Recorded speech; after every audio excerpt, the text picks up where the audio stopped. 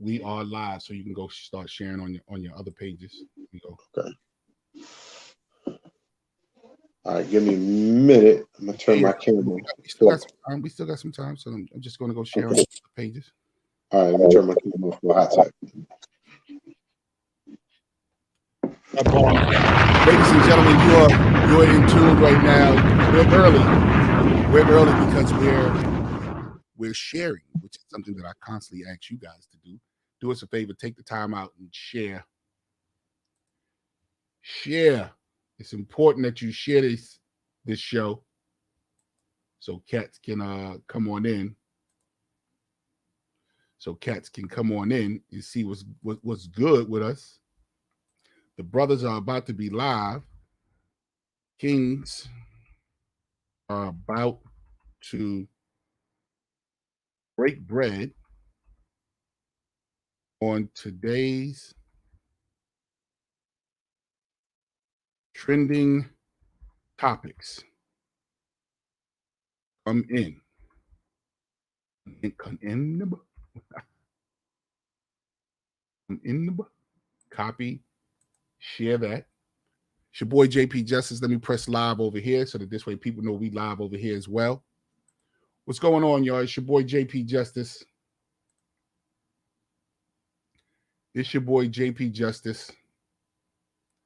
The fellas are about to go in. Hey, what happened to my guy? Hold on. Let me see something. What up, Peaches Rodriguez? What up, Mrs. Empress? Thank y'all for coming in. We're taking a few seconds to go share it. The brothers will be here in a second. I'm just sharing on other pages. Hey, Empress, what was the name of the show? What was the subtitle? I forgot the subtitles thing that I was talking about yesterday. I need that subtitle. Why are you so low? Hold on, we're gonna fix that right now. Tell me if it's better. Is that better? Is that better for you? Is that better for you? Tell me 1 2 1 2. Let me know if that's better for you. Let me know if that's better. Testing 1 2 1 2. Let me know if that's better. Make sure I'm not scratching and tweaking out. Let me know if that's better. Am I scratching and tweaking out, or is it fine? Is it scratching and tweaking out? Hold on, Peaches. Give me a second. I'm just sharing real quick. What's going on? What's going on? Tell me if I'm scratching and tweaking out. I don't want to be scratching and tweaking out. Is it a little buzz? Let's see if I can turn it down a little bit. Tell me if that's better. Tell me if that's better. Tell me if that's better. Tell me if that's good. Tell me if that's good. Test 1 2 1 2. Test 1 2 1 2. Let me know if that's good.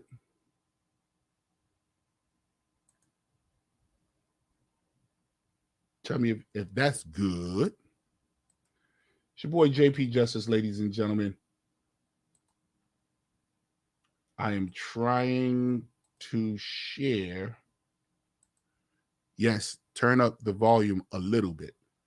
Okay, so if I turn the volume up just like that, just a little bit, just a little bit, just a little bit. Tell me if that's better. Tell me if that's better. Share it to the public. Share it to the public, and we're going to share it on the stories. Boom, boom, boom.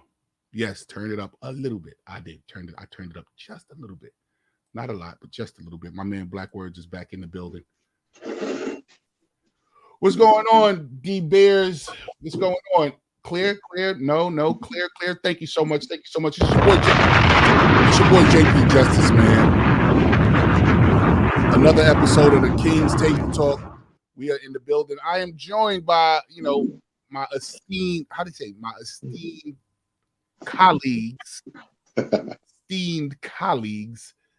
in this podcast venture. I got my boy. Go ahead, tell him who's in the building. We got other people coming in, but tell him who's in the building. This is Black Words, poet, author, father, landlord. All the things that make you a king. Tell him. All the things all the things that make you a king. My man Isaiah said, Buzz said, happy belated birthday, Black Words. Yes, sir. I did say that to you. Happy belated birthday. Thank you, brother Buzz. Thank you both of you. Yours. This was 5-0. This was 5-0. 5-0. My man made it. He's half a century years old. That's right. Fucking century, bro. You start reflecting for real, man, approaching 50. Yeah, you ain't approaching them. Yeah. Ain't no more. You be looking at what you did and what you didn't do. Yeah, man. Yeah, man. What you need to start doing. There's no such thing as approaching 50 for you no more. You are at. I'm here now, but I'm talking about the weeks leading up to. I was tripping a little bit. Just a little bit. I was tripping. I ain't gonna. When I was turning 50, it was definitely a scary moment. Like you say to yourself, "Well, goddamn, bro, it's an epiphany." You get an epiphany.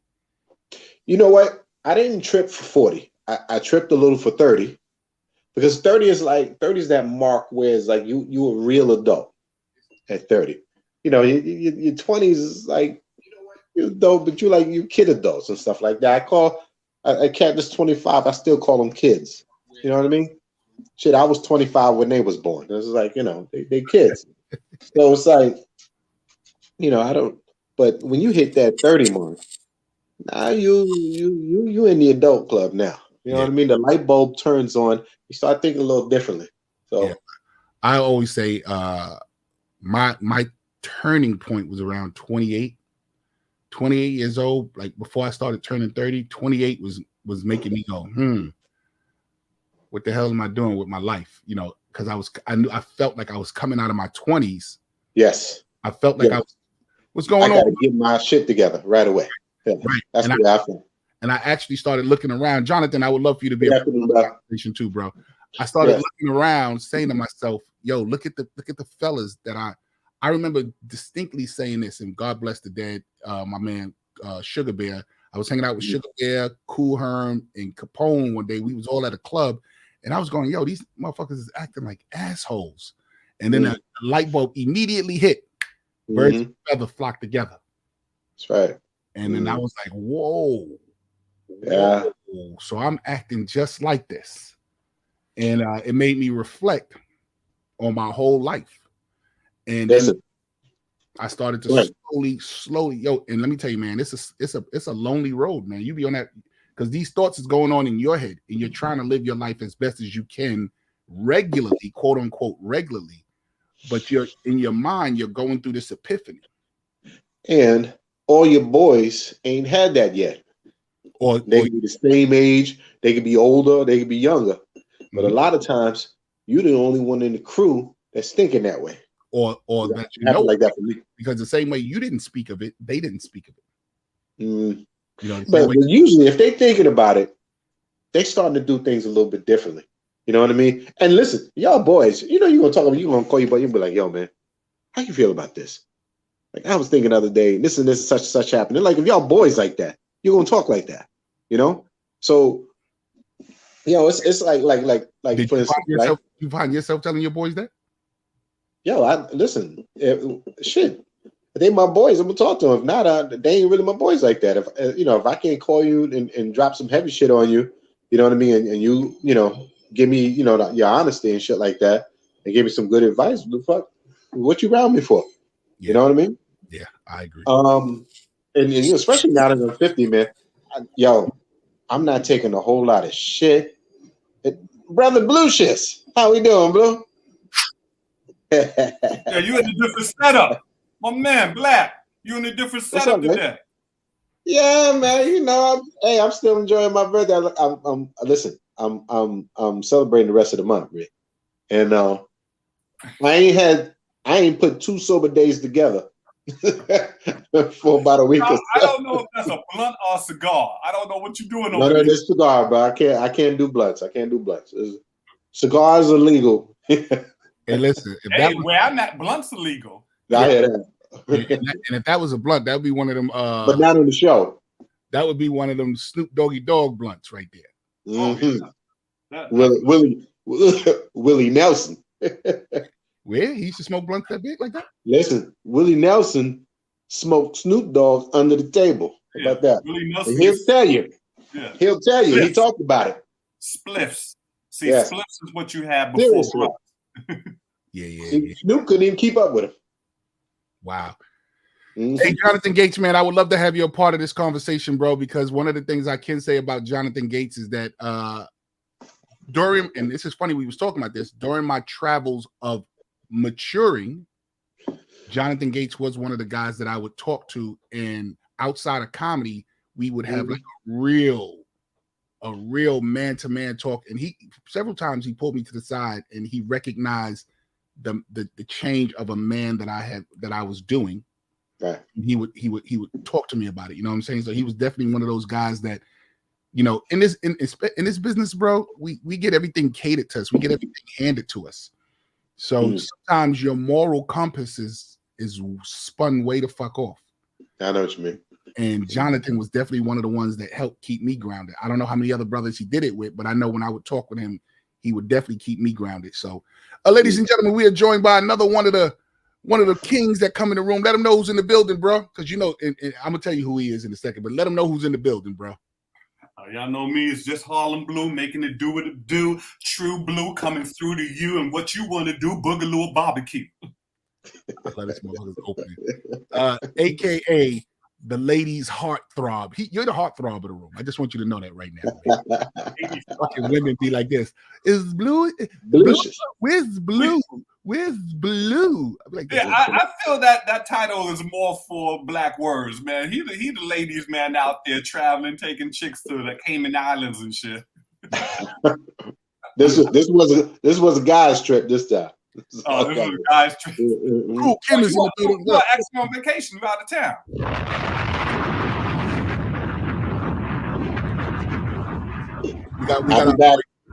I'll be back 27th. We got our boy Cool Kim, another one of our members. Another one of the kings to the table, if he would ever come to the goddamn show. He's sitting over there. Yeah, he was spitting some nice shit the other day, man, off this nice beat the other day, man. A couple times. Yo, let me tell you something, man. Me personally, I never thought that he was a whack rapper because I know him I knew him as Blue Cheese guy, UMC, and then I also knew him as NY Oil. Right. But his new 1 minute drops that he's been doing, them 1 minute drops, right. He's showing his versatility, his skill level. He's showing so much, and I'm sitting here going, "Yo, this dude is definitely a force to reckon with." You know what I'm saying? So I definitely give drop bombs. I respect it. You put a little something with a band or something like that. It was nice, man. It's nice. I like what you're doing. Yeah. Definitely like what you're doing. Yeah. I'm gonna send you the link. My dude, on Facebook. I'm gonna send you the link on Facebook. So yeah, we was just talking about that age change. Yes. Like when is it time to get the hell out the club? You know, I mean, if you ain't working is one thing. It's like, you know, it's different for you cats. But like, you know, for me, when's the time to get the hell out of the club? Man? You know what I mean? Like I don't never want to be referred to it as the old dude in the club. Not ever. You know what I mean? Physically, or you just talking about like just that what's the name? You still trying to be out there like that. You know what I mean? You got cats. Hey, listen, I don't necessarily look 50, but I still ain't out there like that, man. Like, listen, I ain't even gonna lie to you. I need a nap before I go to the club. You know what I mean? If I go out and do something, I'm gonna need a little nap, man, because my bedtime is 10 o'clock. And I ain't ashamed to say it. Peaches says, I know a little something about age. I know you do, Peaches. You all are 79 years old, God damn it. But hey, Peaches, this is our first time I ever seen you on our Sunday night room. This is called an All Kings Table Talk. This is when brothers come around. This is sort of like the barbershop door opened up and we letting you hear what we talk about in the barbershop. But I am planning on putting on a Black Queens Table Talk. And you are definitely, I would love to have you because you're highly opinionated and you definitely got a lot to say and a lot of wisdom to bring to the group. So I would love to have you in that group once I start to get that up and running. So this is the Black Kings Table Talk. This is where you ask us questions, whatever you want to know, and we're going to try to get to as much of it as we can. Thank you to all the people on Instagram. You know Harlem Blue. That was Peaches. You probably know Harlem Blue as the Toothless Lover. You remember Peaches from back in the days, Blue? I You, can't. yeah, don't worry about it. Yeah, you smoke weed. I'm not gonna. I'm It's not a gonna- lot. It's Yeah, I'm a not gonna lot of put, weed. Pete, this has been a lot of weed. yeah, I'm not gonna put that I pressure. lied. I'm not gonna put that pressure. On you. So look, he was asked. This is what he said. At what age do you start to realize, hey, Time to sit there and laugh. it's, with that maturity starts to kick in? And like for women, like at what age do you become a little bit more conservative, like in your dress and just what you do, how you speak, just everything. You know what I mean? Like listen, other day I was out and I was looking for some things to wear and stuff like that. And I just like, you know what? I'm gonna look more like a grown fucking man. Go, Ken. What's the deal, baby? What's up, y'all? Hold up. Stop the presses. Somebody's on work release. He's back on the track. Work release.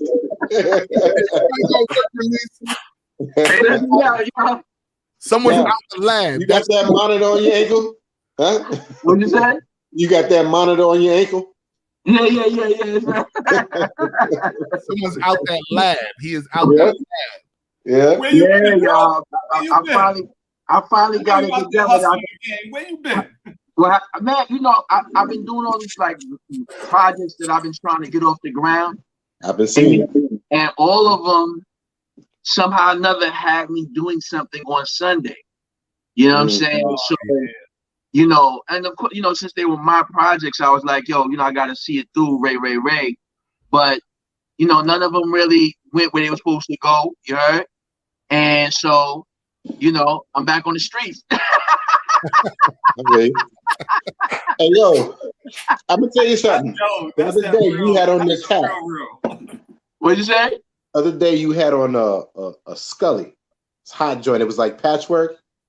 Yeah. Oh, like, yeah, I know. It looked like little red, white, and blue, little patchwork Scully. I was like, yo, that's not right there. I got a blue one, something like that. That's not right there. I'm gonna tell you what I did was I went and buckled down and ordered them off of Facebook, like the Facebook ads. Oh, okay, I like these joints, man. So I'm gonna get one of these. Every so often there's an internet ad for something. You be like, yo, I kind of like that joint. Where am I get? But I ain't gonna, you kind of feel like a sucker trying to get. I went to Amazon and went copy about 5 of them joints. You heard? Oh yeah. Y'all got a collection, y'all. Don't play. Yo, listen. I felt like shades. I bought a chick last night doing comedy, and afterwards we was chopping it up, and she had this nice chain on with diamonds and shit, right? So I was like, yo, the chain is rocking. She was like, yo, I got this shit off of fucking Facebook. Don't get it twisted. Because fuck. Yeah. I was like, I love that. He's like, if a motherfucker rob me, they gonna be sad because this shit is fake as fuck. Yeah. Yo, my costume jewelry's in full mode there. Let me tell you. No doubt. I'm not mad that you just throw it out there. My costume jewelry is in full black. My costume jewelry is in full mode, fellas. I ain't even trying to front. I mean, I am fronting, but I'm saying I ain't trying to front about it. Because to me, when you call it costume jewelry, it becomes what it is. It's part of the costume of what I'm doing for the purposes of what I'm doing. That's right. That's it. That's right. I gotta stay high. I gotta do my thing, yeah. And if you're gonna invest in it, shit, gold is high as hell right now. So if you are gonna go that way and get the real one, it'd be worth the money these days and stuff like that. Because gold is high like the moon right now. I can get, I can rock it out for a few weeks. That joint turn gray. Time to go. Get another one. You know something? The fake shit today doesn't change. Yeah, but the class, like, I got one of them around here somewhere. The class they'll change on you. I ain't got them in here. I got a little case for all them joints. You did your 2-3 little videos that served its purpose. So hey, I got my value out of it. Let me Hell yeah. I made my money back on them looks. Yes, sir. I made my money back on them looks. You know what I'm saying? Now I got one for you though. So I got some information I want to bring back to the fold, if I may.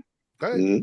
All right. So, gentlemen, listen. I want to encourage y'all all to break 10,000 on Instagram. Okay. Instagram. 10,000 followers on Instagram. I mean, there ain't no light thing to say to somebody casually. It took me 2 years to get to that point. But you know, I made it. I made it. I made it to. I'm actually at 12,500 followers now. But I mean, you know, you guys should work. No, really don't work on it, because once you reach the 10,000 mark, they give you the badges where you can ask. You know, you could, you know, like when you go live, right? You have a badge and people could buy the badge. You know what I'm saying? And I'm starting to make money just going on live. Like, I don't even got no agenda for real. You know what I'm saying? I be going on live and just catching the build and talking about stuff like hip hop and stuff like that. And, you know, people appreciate the value of the conversation and blah, blah, blah. And so, you know, yeah, man, that's something that's out there for all of us to take advantage of that opportunity. Just want to share that with my brothers, man. You know what I mean? Yeah, I got to come bearing gifts. Right. So you just go live on the random. Yeah. Well, that's what a lot of people do. I go live. I mean, I have like I didn't, like, for example, I'm not going live with the male roundtable, Bill. You know what I'm saying? I'm just going live. Do it right now, bro. If you want to do it, go ahead, Mickey. Go ahead. No, I'm just saying I'm not going live with like something like that. I'm just going live and like talking about whatever I'm doing. Like, for example, I went live yesterday. Right, I give you an example. Here's a good example. I don't mind talking numbers because it ain't like a big deal right now.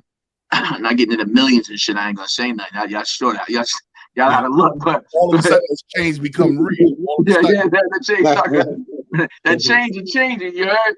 But right now, I'll tell you, like last night I went live, and I was just talking about what I planned on doing this week with my 1 minute takedowns, and so I came up with this idea called the the Forbidden 5, like that. There's like 5 or 10 beats that no one freestyles to because they so iconic, like you just wouldn't dare. And like, I'm gonna rhyme to them joints. You know what I'm saying? I'm gonna take them on. You know what I'm saying? And so, you know, all of my supporters were watching, and I'm gonna tell you, listen, it was only about I maxed out at about 15 people with me at the time. So that'll show you that it ain't like no grand number. And they were all, you know, very engaged in conversation, you know, answering questions, kicking it, vibing, good vibes. And I came with it. I did like $21.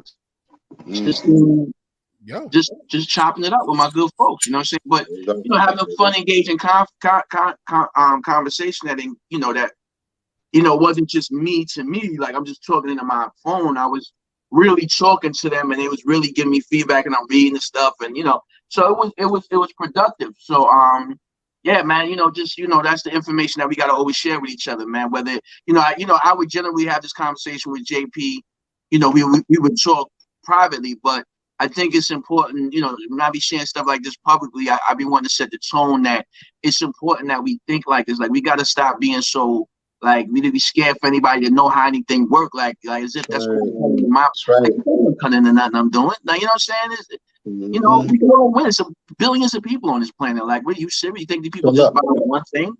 So look. Do you believe in the game is to be sold, not told? You know, in some cases, it can only be sold. It can only be sold, and then you can tell. Some people just ain't gonna process it, but I do believe sometimes you can. Like this, it could depend on the person. Right. You know, some people like, so the game is. All right, here's two statements. When the oldest one is, when the student is ready, a teacher will come. Right. And now in the modern years, it's the game is to be told, not sold. I mean, sold, not told. So that kind of speaks to that whole, it's like it's an elevation of thought, because when somebody ready to learn, they're going to learn from whatever exists. That's why this teacher will come, because whatever's going on, they're going to science something like, yo, so I was just watching nature and I realized how you ready to learn something. You know what I mean? Like you pick that shit up from a nature program, and you talking about relationships. Like, how did you put that together? Because he was ready to learn something. But meanwhile, you could sit down and give somebody all the game from A to Z, and they don't pick none of that shit up until you just run that shit on them, and they be like, all right, you see, I just got you $400. Yeah, that's the game I was talking about the other day. Be like, oh shit, I give $100 back? No.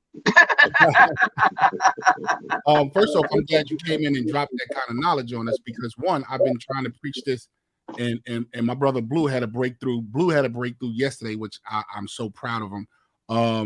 I've been trying to explain this to this guy. Crap. What you do, Blue? Already. Look, I ain't get on here 5 minutes. No. It's nothing bad. He know it ain't nothing bad, but he had a break. His head already though. Yeah, I'm gonna let him tell you. But he had a break yesterday, and I was so happy for him. You know, I was like, "Yo, Blue, that's exactly something like you said. Like the lesson comes when you ready to see it. You know what I'm saying?" Yeah. So Right. I didn't ask you to come in here and talk about that, but that's one of the things that even me and you just had a few minutes ago. We just had that talk, Black Words. Right. We just had that talk just a few minutes ago. So I'm glad that you came in and confirmed to these guys what it is that I'm trying to run with my pack. I'm trying to, you know, this is the pack that I've been with. It's easy for me to drop this pack and go get a pack that's going to do what I need them to do. But me and Blue came up in this thing, and we deserve it. Not that it's owed to us. We deserve this. Me and Black, you know, we became cool peoples. Me and him, we deserve it. So I'm trying to gain this momentum with my pack. I've decided that I'm going to be doing projects on my own, but I'm also going to be rooting for my pack. You know what I'm saying? So Blue, tell them about your breakthrough yesterday, bro. It wasn't a breakthrough. It was, I'm gonna tell you why I think it was a breakthrough. Go ahead, tell them what you did. So basically, they got this comedy festival, Black African American, whatever you want to call it, comedy festival out here. And one of my boys, Tony Daniels, my homie from Seattle, you know what I'm saying? We run together, you know, doing comedy a lot since I've been out here. So this cat calls me. He literally calls me up. I'm in the supermarket with my wife, and he's like, "Yo, what you doing? You still in Portland?" I'm like, "Yeah, I'm still in Portland." It's like, "Yo, I'm in Portland. I got a show. I'm on a comedy festival." I'm like, I'm there. I'm there. So I gotta understand. The breakthrough is that I really haven't been hanging out. Dude, pandemic. I'm a hypochondriac. I ain't been trying to go out at all. I shut it all down. And when was the last time you went out to a comedy club? The last time I went to a comedy club? Yeah. Was 2019. And that's why I say it was a break. You know what I'm saying? 2019. Look at words. Look at words. Whoosh. Yeah. That's 2019. No, dude, the last couple of shows I headlined a couple of small comedy clubs in Seattle, and I opened up for JB Smooth at the Moore Theater, and then I got into the car accident. It was like November 2019, and from the car accident, I'm recuperating. Then the pandemic kicks in 2020, so it was a wrap. And all the shit between going to the doctors and all that, back stuff and all of that. I wasn't even thinking. I was going to therapy. I wasn't even thinking about comedy. And saying I put that on the back burner and whatever, man. I wasn't even thinking about it like that. And so all that shit I was looking at, all that shit is from 2019 and back. Yeah. I have not been on stage in 2 years. Wow. You know what I'm saying? It's funny that you should say that, because now, Blue and I have different character types, right? And I'm in the exact same space, damn near. You know what I'm saying? Minus the accidents and, therapy. But in terms of like, that pandemic hit. I was in the middle of promoting the demo music project that I had did in 2019 around November. Mm-hmm. And the pandemic hit. That kind of threw a wrench in all my works. And I ain't been outside so long that it's like I'm in a space where I kind of need to go outside. It's like, yo, son, you gotta get outside. Like, yo, son, you did a lot in front of your computer screen and in your shed, you know what I'm saying? Like, in the shed in your yard, but you gotta, like, yo, you will probably have quantum leaps if you just go to a few spots where it's happening and just jump on a mic real quick, because cats be like, oh, and then they don't, because what I mean, it would be one of them things where people would be all over YouTube when I go in there and body everybody, you know what I'm saying? But I had the like I've had to, there's been circumstances that kind of kept me from moving around, like, not having a car for a little while and stuff like same that. Over here, that my car had same thing. Yeah, like there was things like that was throwing off my vibes. But now that all of that stuff is reconciled, like I'm right now in the process of coaching myself and kind of making myself putting myself in these situations by saying I'm gonna do stuff to certain people that it's gonna force me to go outside, because like I'm really kind of getting into this hermit thing. Like I'm really comfortable. You know what I mean? And but it's not. It's like I gotta fight it, man. Yo, Kim. But Kim, can I tell you, my wife? We acknowledged something.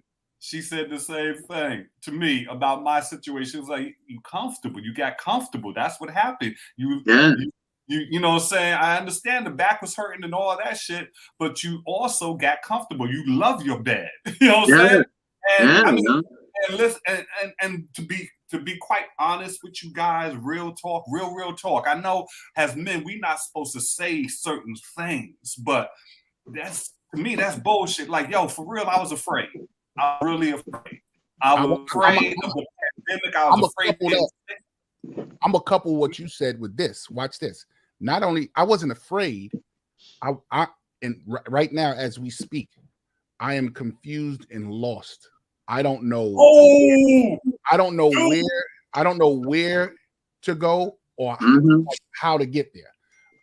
Like people keep saying, "Yo, Jay, you working. You be very, very surprised on how much I'm not working because I don't know where to go. I don't know how to get there. Like when I say I don't mean physically. How do I make it to the stage? How can I? Yeah, how are the logistics of this shit? Right, and that's where I'm at. So not only scared, I'm lost and confused. Pierre hit me up, and I said, "I'm lost." That's real. Check this out. I'm 50 now, right? Mm-hmm. And I was looking at the news the other day, and they were saying the new phenomenon is dating, because during the pandemic, folks was just on different sites or whatever, and they were communicating with people, via the internet and stuff like that. And so now dating is the new thing and shit like that, because we hadn't been dating in 2-3 years, shit like that. So now going out for me and just being out there, finding out where's the new spots at and stuff like that. All that shit is new to me now. You know what I mean? And it's like, yo, and I got my daughter every other week and stuff like that. So I got 1 week on, 1 week on. You know what I mean? So on my off weeks, like, I got to tell myself, get up and go somewhere. Get up and find something to do. You know what I mean? So it's like, dating is like the new phenomenon, and not just for me, but like for everybody and shit like that, because nobody was really dating hard body like that because of the pandemic. I predict this summer you're going to see you're going to see both the negative and the positive. You're going to see the positive because a lot of people this is the third year now into the pandemic. You're going to see a lot more people out. But the negative is people don't know how to be around people. People don't know how to coincide with actual human. You know what I'm saying? It's like we're going to have to relearn that whole thing all over again. And you're going to see a whole lot of colliding. You're going to see a whole lot of Karens. You're going to see a whole lot of, not debauchery, but like people just don't know how to interact with people no more. And that's what we're about ready to bump into. You know what I'm saying? I was in that. They'll start acting like millennials. Yeah, I was in that place last night because, don't get me wrong. I've been out before. Wifey and I went to a Portland Trailblazer game. So, almost hundreds, thousands of people, but I kept my mask on except for when I was eating, but I kept my mask on and I'm not really touching nobody. I'm staying away from people. I'm in my seat like this. Last night was different situation. I'm around faces I know, you know what I'm saying? Like, I know you, we go back. So, and I hadn't seen you in a while. So now I'm giving people pounds. I'm like, yo, what's up, my dude? You know what I'm saying? I'm pulling down my mask, but at the same time in my head, I'm like, nigga, what the fuck is you doing? You don't know what they've been doing. You don't know who got the Rona. You know what I'm saying? Like I got that battle going on in my head. Like, I want to go back to the old ways, but I'm like, no, we can't. Put the mask back on. Here's let me kick that up a notch. I haven't had a cold in such a long time that I started slipping. Come I on, caught bro. a cold just recently, and that shit hit me so hard that I was like, yo, I think, maybe I'm gonna have to stay with these masks, kid. Like I'm kind of liking, I like the social distancing because I ain't really into cats brushing up against me. Like I'll move out your way when we walk down the street. I'd rather just avoid the touch than even do the whole trying to, muscle you out. Like I'm not even dealing in that. You know what I mean? Because I don't want nobody to touch me. I ain't trying to have even the conflict with you. You know what I'm saying? I don't want. I like the mask because I don't like getting sick. So the flu will kick my ass. So if I could avoid that, I love it. You know what I'm saying? And I like I said, man, you said staying home got good on me. Yeah, like you know what I'm saying? Like it got good on me. And like y'all was saying, like there is I don't know that I'm not scared, but I'm confused. Confused. Yeah, I don't like all right, so I'm gonna tell you what I'm gonna do real quick. Like I have a plan of, jumping in one of these cars here and making my way, one going to Atlanta and then making my way up to New York, just like and stopping wherever, I know people. You know what I'm saying? So I'm gonna be like, chronicalizing the trip on Instagram, kind of hoping that people that know me will be like, yo, so when you coming here, yo, let me know, yo, just stop through, and I'll stop through, you know what I mean? Mm-hmm. And kind of using that as like to find maybe, because maybe there are new paths to be trodden, like maybe there are new ways, and that we got to kind of go out like adventurers and discover what the new thing is, because the confusion is the old thing doesn't really exist like that anymore. Mm-hmm. You know what I'm saying? I got one question for y'all, especially all y'all, because Black, you're a poet, and so you may have this issue as well. How has the being in the house thing and the isolation thing impacted your art form? Because I would imagine for comedians particularly that would be like crippling, because the need for the audience interaction, if you're that kind of comic, would be like harsh on you. For me, see, I'm a poet. So like for me, it gave me time to really sit down and think about shit, because I can't go out no way, right? So it gave me time to reflect on things and stuff like that. I got a ton of work done through the pandemic, a ton of work. I can't wait till the spoken word outlets open back up, because I got a ton of work for them. Like I'm ready for them. You know what I mean? I can't wait. It was good for me, because looking at all the things that was happening, all the things that was transpiring, things that were happening in my life and stuff like that. I was like finalizing a divorce and stuff like that. And a lot of my best work comes from pain. You understand? A lot of my best work comes from pain, whatever difficulties or whatever I went through in life.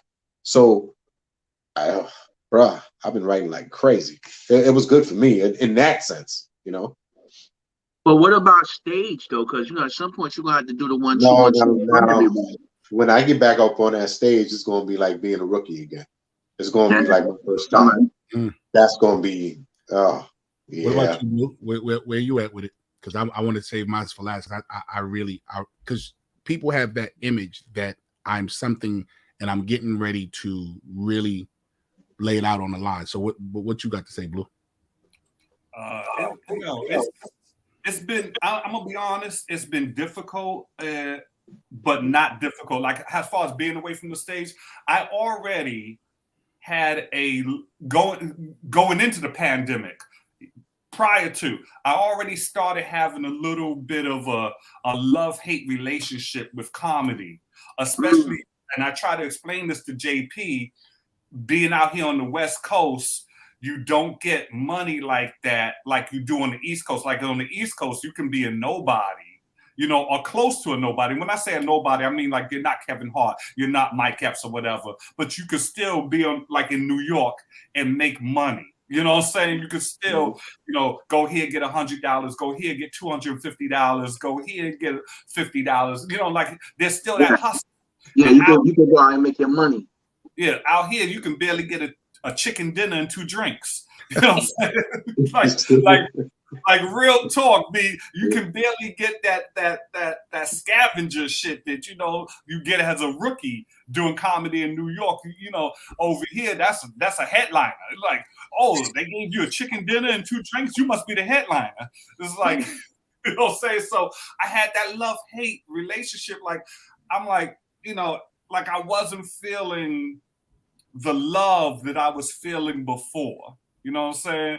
Like, I stopped feeling that love because I didn't feel like I was, I don't know, needed or wanted or whatever the case may be, and, I started looking to other venues, I started looking at social media, like maybe that's the route to go, you know what I'm saying? Because I've been doing this for like 30 years and I mean, I've traveled, I've done some things, but shit, I ain't got to pot the piston.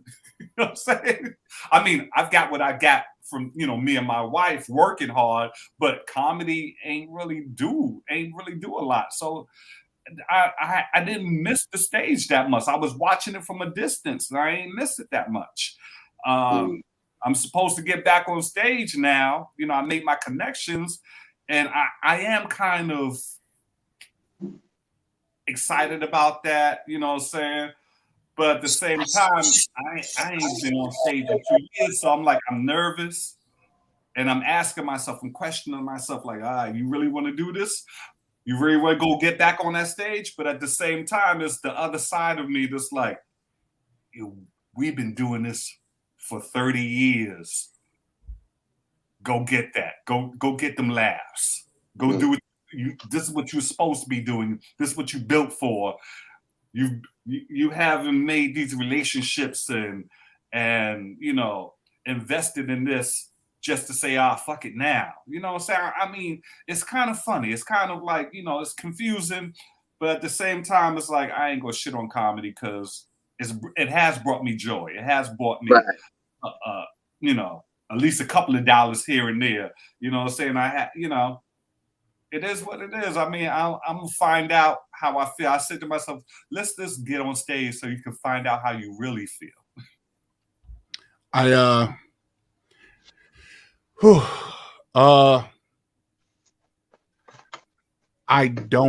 don't know, bro. When I say I don't know, am I supposed to be still doing it? That line in your head, yo, you never know when you're gonna pop, yo, such and such was 50 when he became famous. All that the stuff that we tell ourselves to help rationalize our slippings. I'm not gonna call them failures or shortcomings, but our slippings, all those things that we tell ourselves, nah, man, you got to keep pushing, man. You never know when your dream gonna pop and all that kind of stuff. Well, all that has been now in the forefront now. Like, am I wasting my time? Am I doing the right thing? Is this where I'm supposed to be at? Are you being narcissistic? Are you being realistic with your views? Are you supposed to just drop out now? Are you just supposed to give up? Are you supposed to keep going? All of the negative and the positive things about this business is where I'm at right now. Do I feel lonely without it? Here go a very big cliche that they say, once you do comedy, it's in your blood and you can never quit. That's bullshit. Bullshit. Yeah, because when that real life kick in and you know that you're supposed to be doing something else, shit, I want to be sitting on the beach being fed grapes, but that's not where I'm at in life, and that's not my reality. You know what I'm saying? So, you always going to want to do comedy. That's not realistic. That tell yourself to the reason why you either ignore your reality or that you crutch yourself to keep going. So just small things have been coming to me that make things reality. Like even the confirmation that you said today earlier when you got on, Kim. But then also I'm listening to my man Earthquake, and Earthquake said your seniority doesn't make you a priority. You got to be on that stage busting your ass. And little things like that has been making me like ding, ding, and seeing and I marvel. Listen, bro, I want all you guys to know this and know this from my heart. I marvel in your success. when you had that breakthrough of 10,000, and I see you doing your minute long what's names, when you had your run for your office, when you even yesterday, Blue, when you told me that you had you went out, John O with his album dropping, and then I'm watching Video Music Box and he comes on. All of those things are little things that make me go, God damn, bro, I got to keep going. I love what my brothers are doing. I want Pierre hit me up and like, yo, Jay, you know, me and him talk kind of rough towards one another, but I understand where he's coming from. Like, he's doing it because he knows he can eventually he's going to push a button, wow, it's going to make me go boom and explode. You know what I'm saying? And me and you have those talks, Kim. Me and Kim have those talks where you challenge me and I say to myself, yo, this is what I said to myself. The last talk we had was when you said you got to find your niche. We had that big, real heavy talk. And when I got off the phone, I said, yo, this cat don't believe I can do it. You know what I'm saying? And I know that's not where you came from. Trust me, it wasn't a malicious thing at all. To me, that's you trying. I've been trying my best to talk gentle. That's why I feel bad. I don't accept that from a lot of people. So when it has happened, I know what you was doing. You was trying to find that button to make me go start and make me go. Yeah. I definitely wanted to right. Because you know what it is. Well, for and I receive what you're saying. Like I ain't taking it no way. You know what I mean? I understand where you come from. But where my head was at, right, in that particular conversation, because I wondered, I think now that you say that, I kind of wondered if you did understand what I was saying, right? Where my head was at was that's, like Jay, we generally usually have the same gripes, the same frustrations, from the context of our different art forms, right? And like, we going through the same, we got the same complaints about shit, you know what I'm saying? And I caught a lick that brought me a little further along. Well, I was like, oh shit, I'm a little further along, Jay. Like, I just caught a lick. I see something else now that I didn't see before when we was both at. Like, I couldn't see this thing, and I don't know if you can't see it either, but I couldn't see it. So on the off chance that you don't see it either, let me tell you, I just crossed this new threshold.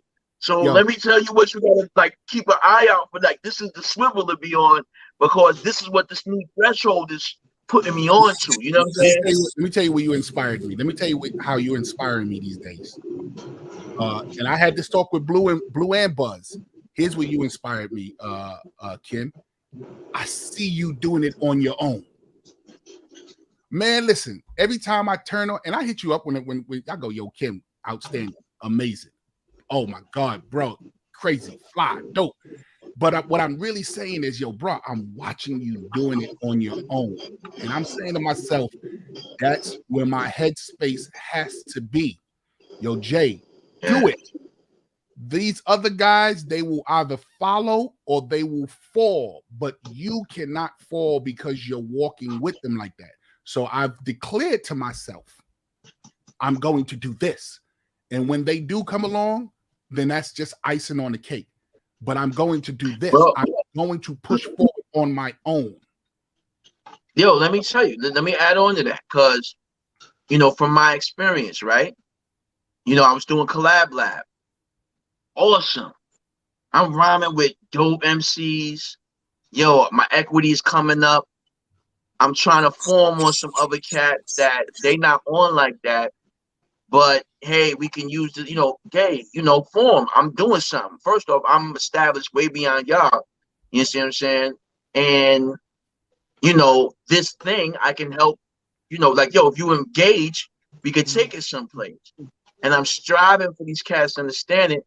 And they really giving me the most minimal effort. They give me all the ear candy of how serious they are about blah, blah, blah, but they give me minimal effort. And I'm watching myself struggle to get this thing going to the point of disliking it, right? And then I'm like, yo, I got real frustrated, and I was on some, when somebody frustrates you so much, ready to give up a little bit, man, when you say that I can't hear you, Jay.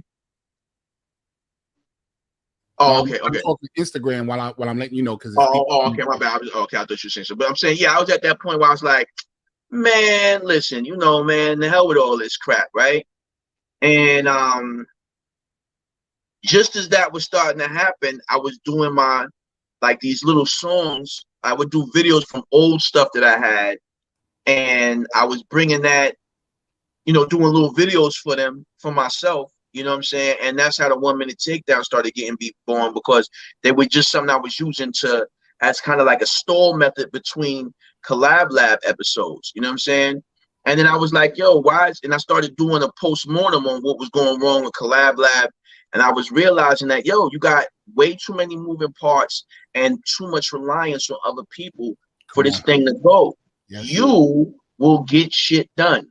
So you why not for once in your life, right? For one time, why not put all the effort into you? That's give why you right all your effort. That is exactly where I'm at right now. Yo, bro, I cannot look in the mirror without saying to myself, you. Words, man. I keep looking in the mirror right now saying you. What up, Aqua? Thank you for joining. Yo, I spent mad years of my life trying to hold on to what unrequited loves, like this rap, UMC's trying to, team and the team and the team, and yo, it's my man's and my yo, only to be like, yo, son, like, you ain't trying to fuck with me like that. You know what I'm saying? Like, oh, this nigga ain't trying, like, what I'm sitting up here, like, he's trying to move on and do his own thing. I'm sitting up here still holding the water for the nigga, like he going, for the brother, like he going, you know what I'm saying, blah, blah, blah, part. And, and like, yo, fam, you don't need these people. Like, you never needed these people. You never needed any of these people. Yo, it's you. Do your thing, son. Do your thing. And now I just do my thing. And so, yeah, I think that I know from the nuts and bolts of it that it's an amazing thing that I do. Oh my God. Oh my God.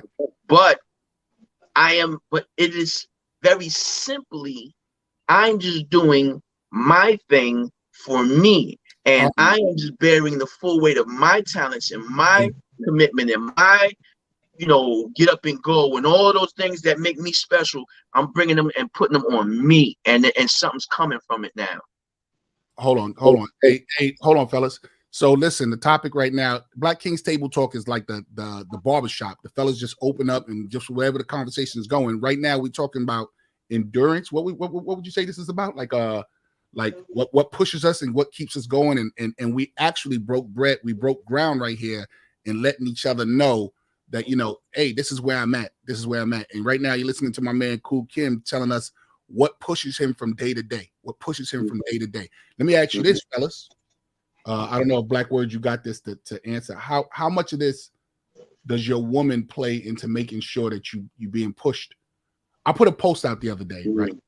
I put a post out the other day, and I said that my wife is part of the reason why I gotta keep pushing, because she doesn't want me to be anything negative, and any good woman next to you isn't going to let you fall. Like you said, Blue, your wife said you got comfortable. That's her way of letting you know, come on, my G. All right, tighten up. I believe in you. And your responsibility, and I'm only saying this because it's old school. Your responsibility of your position in this family needs you to push.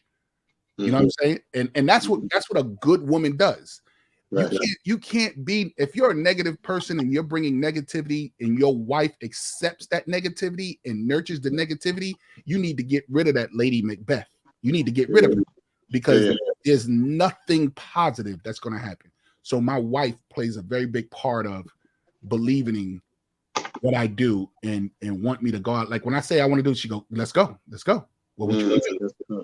I've only had one woman encourage me as far as like my art form was concerned. I only had one woman I was with and stuff, and that was a woman before my ex-wife.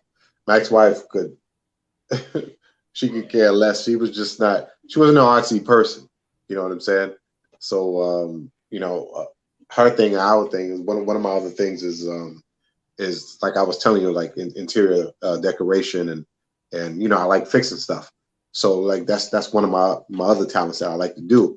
But as far as talking to me and speaking life into me as far as my art form is concerned, Speaking I've only really had one woman who was able to do that. Listen, my very first poem is a poem called "Love Shaken Not Stirred," right?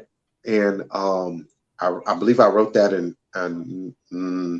98 or 99. I think maybe 99. I wrote that poem in 99. So needless to say, I've been writing poetry now for it's 22. So for 23 years, I've been writing poetry, right? And in them 23 years, well, I was with my ex-wife for 15, but I've only had one woman really speak that in me. I got a friend by the name of Melissa, who is dear good friend of me, who's a poet too, and I've been trying to get her on stage, but she's too chicken shit to get on stage. But those are only two people that's really spoke life into me as far as my art form is concerned. What about you, Blue? Well, you know, my wife is always supportive. I wouldn't say it's it's like pushing, like go get it, but it is a support. There's a support there. I mean, for the most, I've always had support. I'm gonna say this: when I started comedy, I was with a bad motherfucker. This chick was bad. This chick was, but understand this: I just started comedy, so I was horrible, and she was supportive, but she broke up with me after a while. It's like she was coming to the show, she was checking it out. She's like, you sure you don't want to go to UPS, baby? That motherfucker. But you know what's crazy? She broke up with me, and I want to say the real support came after that. And like I was pushing myself, and the more I pushed, the more that real support came. You know, saying from other like family members, other comedians. Like, you know who used to really support me a lot back in the days? Ellen Claiborne. Yo, bro, let me tell you something. When I first got into comedy, Blue was his name was Toothless, the Toothless Lover back then, was such a big name in comedy, and he was on everybody's flyer. Listen to me, bro. I'm talking from white people flyers. This is when flyers, hey, yo, y'all remember when flyers didn't even have colors and they wouldn't do it on the back side? It was just the front side, black and white. Yeah. Black and white flyers that you write your number on the back for the chick. But I was the Toothless Lover. The Toothless Lover. The Toothless Lover. He was on them little 14 by 11 posters, them little thin posters. He'll be on all these posters, and I was going, who is this Toothless dude? So when I finally went to Uptown Comedy Club, and he was like, and Toothless is performing tonight, I was like, I'm gonna see this nigga Toothless. Sorry, I didn't mean to say nigga. I said, yo, I'm gonna see this nigga Toothless. And and he came out, so I'm here to tell the truth, the whole truth, and nothing but the truth. And the crowd losing it. And I remember sitting on the side going, because me and him, I'm tall like him. I'm sitting there like, yeah, this is the dude right here, bro. This is the dude to watch. He was hosting rooms in Manhattan, Long Island, Queens. He was doing the downtown white people stuff. He was doing the uptown black people stuff. I was going, this is the dude to watch. This is the dude to watch right here. So yeah, I'm gonna let you know that right now. That's how I saw it back in the day. And right now, fellas, and everybody listening, y'all know right now why I keep this nigga as a friend. No one talks about me and hypes me up like this nigga does. This cat, I'm sorry, I keep saying the N-word. This cat tells stories about me that I'm like, yeah, I did that, didn't I? Let me tell you something. Blue, let me tell you, this how you knew Blue. He was Toothless back in the days. But this how you knew he was about ready to travel somewhere. He would have his radio with his CDs. Like he would have his radio with his CDs in a duffel bag. And where he lived at, you could take the bus to the airport. And you used to always see him crossing the street. Whenever he had that radio, he was going. And a bag, the radio and a bag. You knew he was traveling. Hey, yo, I said, so where you going now? I'm going to Miami. I'm going. And I'm sitting there going, yo, I can't wait to move like this dude, bro. I cannot wait to move like, and not to mention, he was like one of the flyest dressers on the scene. Yo, literally, I pulled niggas. I mean, I keep saying this, yo. Last night was a good night, so I'm gonna be slipping crazy with the N-word today. Last night was a great night. But literally, A.G. White, Gerald Kelly, I mean, the list of name goes on, man. I was pulling over Tracy Morgan, man. I mean, I didn't pull him in, but once he was in, I'm going on the road. Come on the road, nigga. Come on the road with me. You know what I'm saying? I helped a lot of cats out. Yeah. I was telling him Mike Yard, who went on to do a lot of great things. We was working at the same job together. Mm-hmm. He was basically like my manager. I was security. I was showing up late every day. He was frustrated. It was just me, him, and the white man. He pulled me to the side one day. Yo, why do you keep showing up late like this? Yo, I'm not on some derelict thing. You got to understand, I'm out at these comedy clubs late at night. I'm not getting into 4 or 5 in the morning. So, yeah, that's what I'm doing. Next thing I know, he's following. He's at the comedy club. I'm looking, I'm like, yo, what's up? He's like, yo, I figured if you could do it, why not? Hilarious.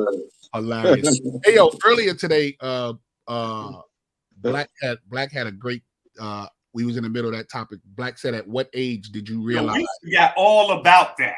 Yeah. It's good because I was wondering when you was going to bring it back to that.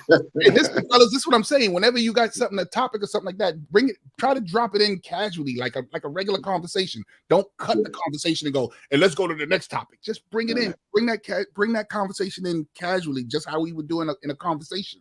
But I wanted to get back because I wanted to bring attention to this.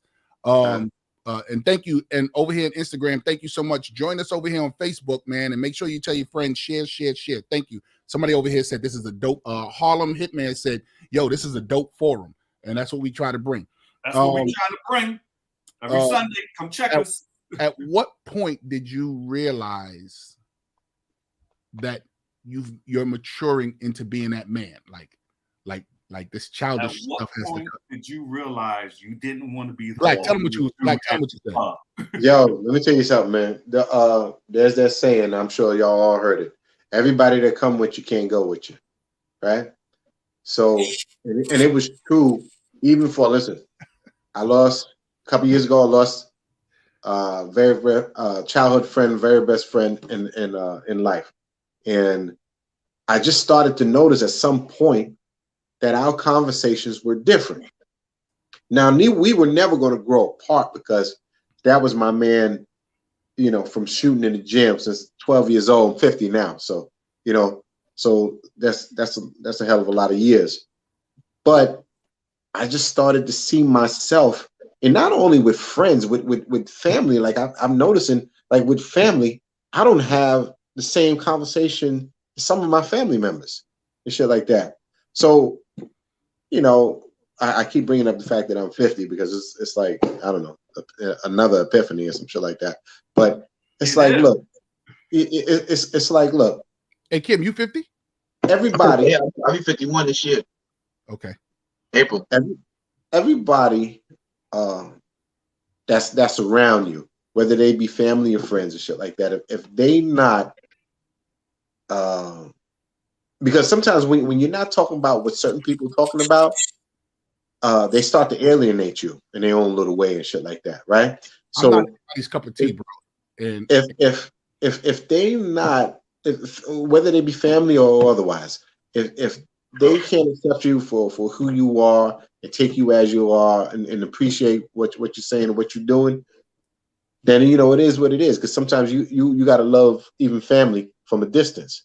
You dig what I'm saying? Because if I wasn't messing with cats that were doing shit, right? Like for instance, right? You know, I own a couple properties, right?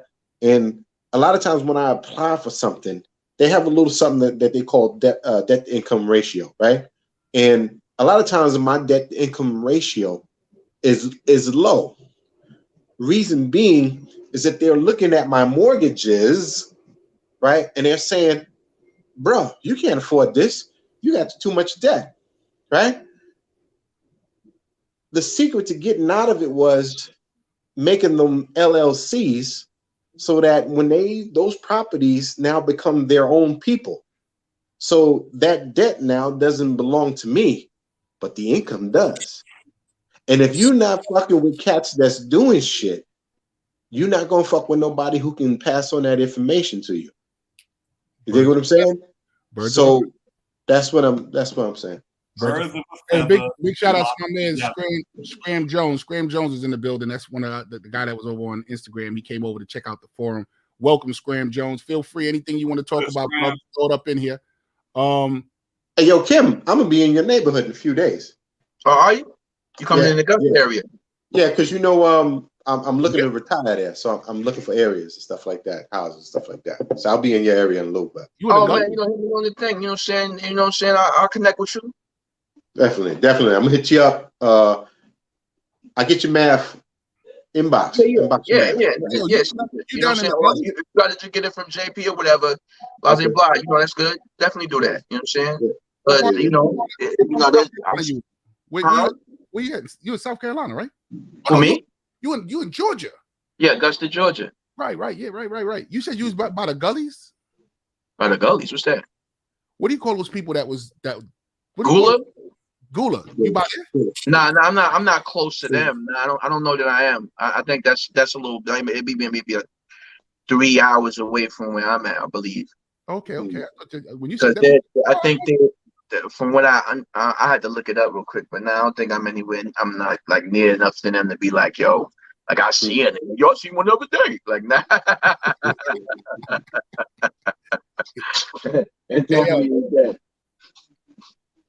Now, Blue, you had some stuff on your mind too, bro. Well, you know, I mean, dude.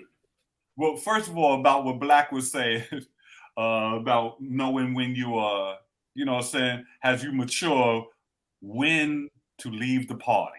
You know what I'm saying? Like last night, I had one of those moments. I'm with my mans and then we hanging out. You know what I'm saying? The comedy show's over. Now the producers talk about, yo, we're going to have an after party at the strip club. So I've already been out.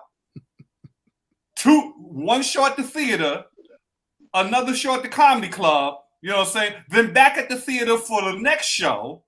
Now it's the end of the night. It's like 12:30, and they talk about we going to the strip club for the after party. And I looked at my man Tone. I was like, "Yo, so you want to go to the strip club?" He's like, "Yeah, I know Tone like to drink. He like to hang out." And I'm in my mind, I'm like, "We 50. Are we really going to the strip club?" For real. But I ain't trying to come down on nobody's party, right? So I'm like, you know what I'm saying? He had a great set, everything. We out hanging out. I ain't seen a nigga in 2 years. So I'm like, all right, we gonna hang out. So now it's a crowd. Everybody's in front. The cars are pulling up. Cats are smoking weed. You know what I'm saying? I'm just standing in the cut. And my man's like, yo, if you don't want, you know, you could go. I'm like, nah, we hanging out. We go ahead and we go hang. You know, I'll go to strip club. After maybe 15 minutes of hanging out in front of the theater, my man tiptoed to me like, yo, why don't we just go back to your crib? Because I gotta go back to Seattle. I gotta drive back tomorrow morning. My wife is waiting on me. I'm 51. What am I thinking? I'm like, thank you. Let's go home. Yeah, do it like you used to, boy. Yeah, do it like you used to. I'll be afraid. Hey, what's happening, gentlemen? What's going on, Juan? What's up, Juan? Yo, Juan, do you want to be here on your phone or you want to wait till you get to your crib, bro? Because I don't want this in and out. Well, I'm not going to be in here for too long because today's my birthday. So you know, that's right. Happy birthday, bro. It's the full.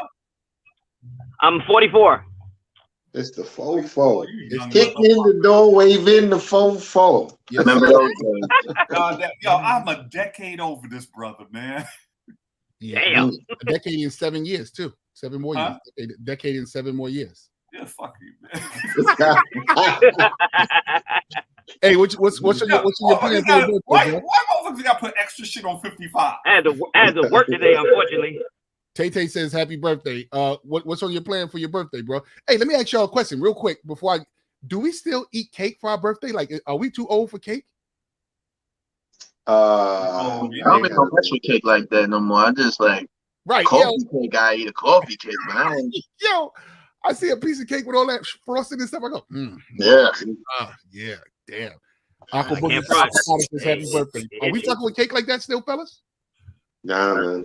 I can, but I tend to not. But I can. But I was never a big cake person anyway. Never. Tay say, yeah, I do. But Tay, you ain't as old as us fellas in here. Tay, how young are you, Tay? You like 33, 37, something like that. That don't even count. You can't even comment on this. Right. Oh, man. Yeah, I want them sweet diabetes, yo. Yes. Hey, Juan, you still fucking with cake? If your wife has a cake, you taking a slice of cake?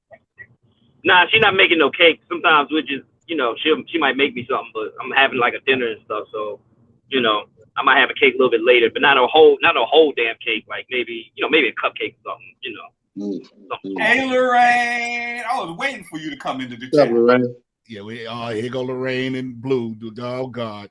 I just noticed she wasn't here. I was like, yo, where Lorraine at? She ain't here. Yeah, look, my man said you can't tell mama not to make me no cake. She says, yeah, I'm 47. I'm never too old for cake. The ladies can do it. I think like I can't, like, don't get it twisted. I'll have like a sliver of cake. You know what I'm saying? Like I'll have like a very small piece, and I probably won't even get through the whole thing. You know what I'm saying? Yeah. Like, after a while, I got two I like. You got two what? Got two cakes I like. Pineapple upside down. Oh, and German chocolate. Now I can eat a pineapple upside down cake. Reason being is it's only about this high or whatever. It's got pineapples or whatever on it, stuff like that. If you mix it up real good with the vanilla and cinnamon or whatever, it's a nice top and shit like that. So I can do a pineapple upside down cake. I like German chocolate cake because it's got the coconut or whatever and the frosting and everything. But that's about it. Those are only two I can really rock with. My mother. I'm messing with y'all. Hold on, let's get it right. Come on. Yo, You gonna put a candle on that? I'm straight. Y'all ate this whole box today. Oh, man. Are you serious? Hell yeah! I'm about to eat some more. Stop. Wait. Did you just say you ate the whole box today? Yeah, shit. The things ain't, but they this big, man. No, not that they that big. It's look. They're not even palm size. This is my palms. I'm just talking about all the fructose corn syrup and sugar in the bitch. How many? Big it is. No. Fuck how small they are. Like 30 of them came in that box. How many came in that box? Thank you. 8. How many? 8 of them came in that box. 8. Look, I eat a whole box of Captain Crunch and it's sitting like I'm that kind of person. Nah. That's a bit. Yo, let me tell you, bro. If I'm taking it far. Yo, listen. If my bowl of cereal is too big, my body start going. Whoa! Where the water at, bro? Where the water at? Hey, look. Be a man, yo. Be a glutton. Like, talking about? Man up, yo. My body is. I can still do Captain Crunch. But there's certain stuff that that's why I was fussing at my wife the other day because you trying to kill me, you bringing stuff into the house. I can't, I have no resistance against sweets, kid. You know what I'm saying? Lorraine, what's happening? I see you, sis. I'm good. These days, man. Yo, let me tell you, these days with me, it's like, I might smell some cookies and bam, 10 pounds jump on me. Yeah, I'm on that too. I ain't gonna lie. You know what I'm saying? I might think about some cookies and I can't, I'm trying to lose some weight now, but you see what I'm doing, I'm sitting in here writing rhymes all day, so I'm not moving as much. You understand what I'm saying? And it's so I like these coffee cakes. I'm on coffee cake right now. You know what ends up happening with me though? I get that one bad batch. Sometimes I'll be on peanut butter and jelly hard where I'm just going eat peanut butter and jelly. and then I make one sandwich too many, and I'm like, this tastes nasty. Then I won't eat peanut butter jelly for a year. You know what I'm saying? You know what I mean? And that's what this with like the coffee cakes. I'm gonna run off one of these ones is gonna taste nasty or ain't gonna taste right, and I'll be, see, look, I ain't bad. What's that, Patti LaBelle? Stop playing. Pumpkin Yo, pie. I don't see. Yo, Patti LaBelle got diabetes. How the hell she make a sweet ass potato pie like that? I just She got bought one of diabetes. those the day before yesterday. Are those That ain't nothing but sweet custard. Are those any good? That ain't nothing but sugar goo. And you talking about my hold on, Blue. How you gonna talk about my fructose syrup and cornmeal or whatever else I got in my tank? And you got a goo pie. In Yo. one sitting. You got a whole box to yourself. you got a pie from a woman who got diabetes. This woman You got got a diabetes pie. she got diabetes. You know what's in that pie. Oh my God, you got a diabetes pie. All right, so here we go. So Tay said, so you guys don't eat in moderation? It's obviously not. That's our problem. That's our problem. I use all kind of modern stuff when I eat. What you talking about? Yeah, she said, so y'all don't eat in moderation? And then I'm just thinking about him garbing down a whole box of coffee cake, obviously. That's what I'm saying, yo. I got this shit here, but I'm not trying to eat this shit in one sitting. I eat all. Listen, Tay, I eat all the modern shit. You know what I'm saying? So whatever's all the new shit that's modern, I'm eating it. So if that's the moderation you talking about, that's the moderation I'm talking about. Wow. My guilty pleasure is ice cream. My guilty pleasure is ice cream. So that damn Talenti, that Ben & Jerry's, and that damn Haagen-Dazs is the devil. All right, watch I this. try not to buy it, but because let me tell you something, I will put down a pint of that like it's nothing. Yo, you know what I had the other day, fellas? And it opened me up, and I was like, you got to chill, Jay.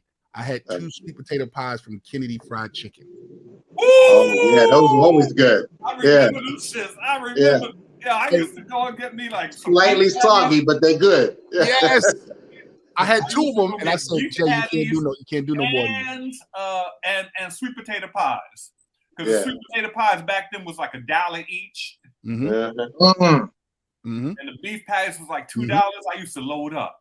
Oh man, the beef patties from up in the Bronx on White Plains Road. I think it was about go for a beef patty right now. 219th. I used to beef patty with the cocoa bread. That was good. Hey, Kim, don't do that. Hey, Kim, hold on 1 second. Hold on 1 second. How did we get here? How did we get from cakes to pies to beef patties? Natural progression, How did we get here? Hey, Kim, Kim, it's a natural progression, Kim, bro. right now, Kim, don't do it to yourself because I will video you. I will call you in a video call when I get them fresh patties from the Jamaican shop with the cocoa bread. So for anybody listening, that we don't get that shit out here in Portland. That's where I'm going. That's where I'm going, bro. So this bastard, this light-skinned freak, calls me up every time. He'll call me on FaceTime and he's just, I know you're mad right now. Come on, bro. Right now. Tell the truth. Tell the truth on him, kid. Beef patty with cocoa bread. Oh my God. I'll be like, I hate you, man. I hope you choke. Hey, that's what y'all. I mean, if you call me up while you eating, I'm walking straight into the toilet. I'm gonna take a shit while we talking. hey, I tell you, hey Kim, I tell you just like I told Blue. That's what you wanted to move out of New York. You wanted that little easy life. Well, guess what? There was penalties and there's a price to pay. There's a price to pay. Wait, listen. You can't get the folded. You can't get a beef patty for a 4-foot rat anytime, yo. Like I don't have to see that. There's certain shit I ain't got to encounter no more. I'm kind of good on that, yo. I ain't gonna lie to you. I you know, they got the little beef patties you can buy out of Walmart. You know, so I have to do those, kid. Tay, I don't know where you from, Tay, but up here we got the Caribbeans that got the real cocoa bread, yo. Right. And the cocoa bread be so butter soft that when you put the patty in, you go to the right shop. They got the codfish patty. They got the codfish beef patty. They got they all ain't beef. You got the chicken, the codfish patty, and all that. Yes. Crazy. You get that You in know cocoa what I bread. He's talking about empanadas, Spanish. Is you know what I miss is plantanos. Look, bro, I make them at 3:30. They ain't even know. Yo, I wish I could make them. I can't even. I'll go get a plantanos, and that thing be bright green. You know what I'm saying? I gotta wait like 7 weeks 7 before days. it's ready to get cooked.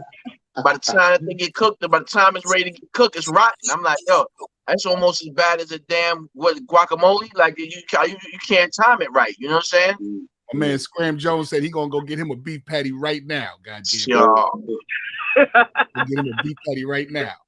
So as soon as you get it, I'm one thing about the city, man. We got certain foods here. I've made vegan beef patties. Oh, here he go. Oh, here we go. Hey, I hate when people fuck up a That's good a vegan patty. There ain't no vegan beef patty. It's a bean patty. That's what that is. Vegan beef. What the hell is a vegan beef? Yeah. Hey, yo, you know what? You know what? It seems to be like for the Bronx, the little icy people like the Paraguas and the helados that they sold on like Fordham Road and shit like that. Coco helado. I remember I moved to Brooklyn. They ain't have them like in the Bronx. They wasn't popping like the ones in the Bronx. First off, you know what I mean? My brother, piragua. Piragua is the for all my peoples that don't know what it is or people that's not in New York. Piragua is the guy who comes with the block of ice in the scraper, and he and he hits like that, and he give you like 2 or 3 flavors of. You remember? No, you can only get 2 flavors. You ask for 3, and you're gonna charge you extra. What did he do, Black? Do it again. What did he do?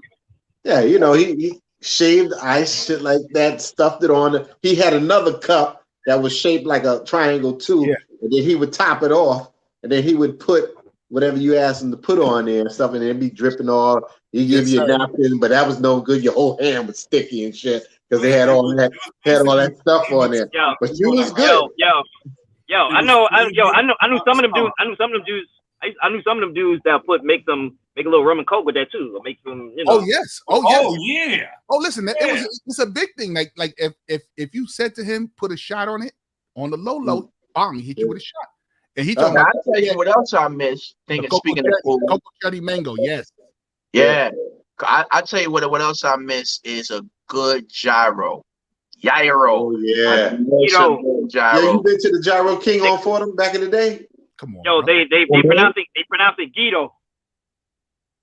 Guido? I'm gonna fuck you up, man. Guido. Listen,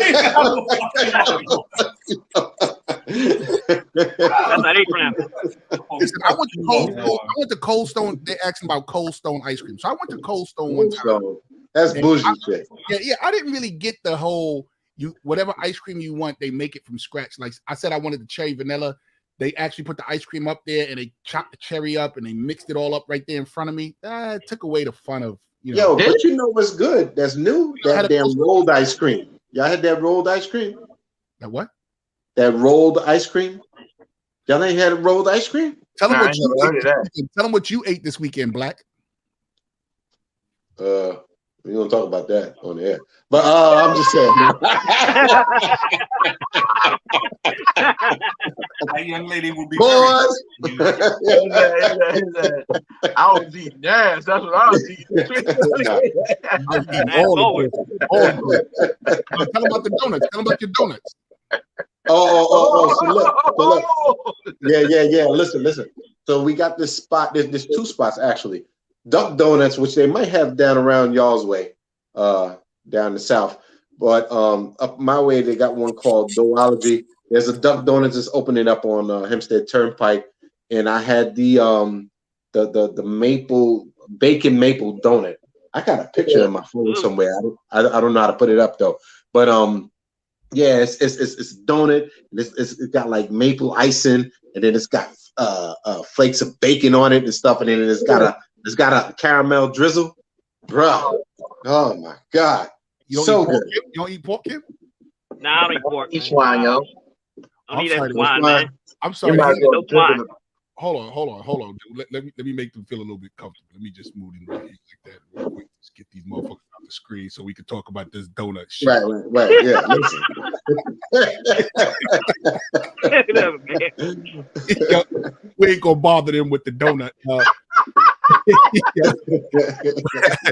Now Krispy Kreme. Let me tell you, you gotta. Krispy Kreme is crack. Yeah, you gotta go at Krispy Kreme at the right time. You hear me? They were always too sweet for me, man. Krispy Kreme? Yeah, they were always too sweet for me. Creams is perfect. That's Nah, see, you gotta go to the Krispy Kreme. Yes, Krispy bacon Kreme, on the donut, Lorraine. You gotta try it. The Krispy Kremes you gotta go to is you gotta go to the one where they make it fresh. You see them on they got the conveyor belt and they got the line going and you be seeing them when you see me going and they be fresh and they nice. Yeah, when they straight off the line, that's when it's going down. Like it, But then one thing about Krispy Kreme is, and they signature donut, the glazed, it has like kind of waterishy taste. You know what I'm saying? Like there's something. Sometimes like sometimes it has a nice eggish taste that's interesting that's going on, but then sometimes like if you catch them wrong, it's got a watery taste. But I feel like that's what happens when you have like something that starts getting like really popular that way, and they start franchising too heavy. That it does it like they always start losing. All right, here we go. Only Harlem people and New York people know what I'm about to say. Before Krispy Kreme came around, Ayo Joey, Georgie Donuts on 120. Yeah, Blue. You know what I'm talking about? Georgie Donuts. You ever had a Georgie donut? The line. We talk about 90.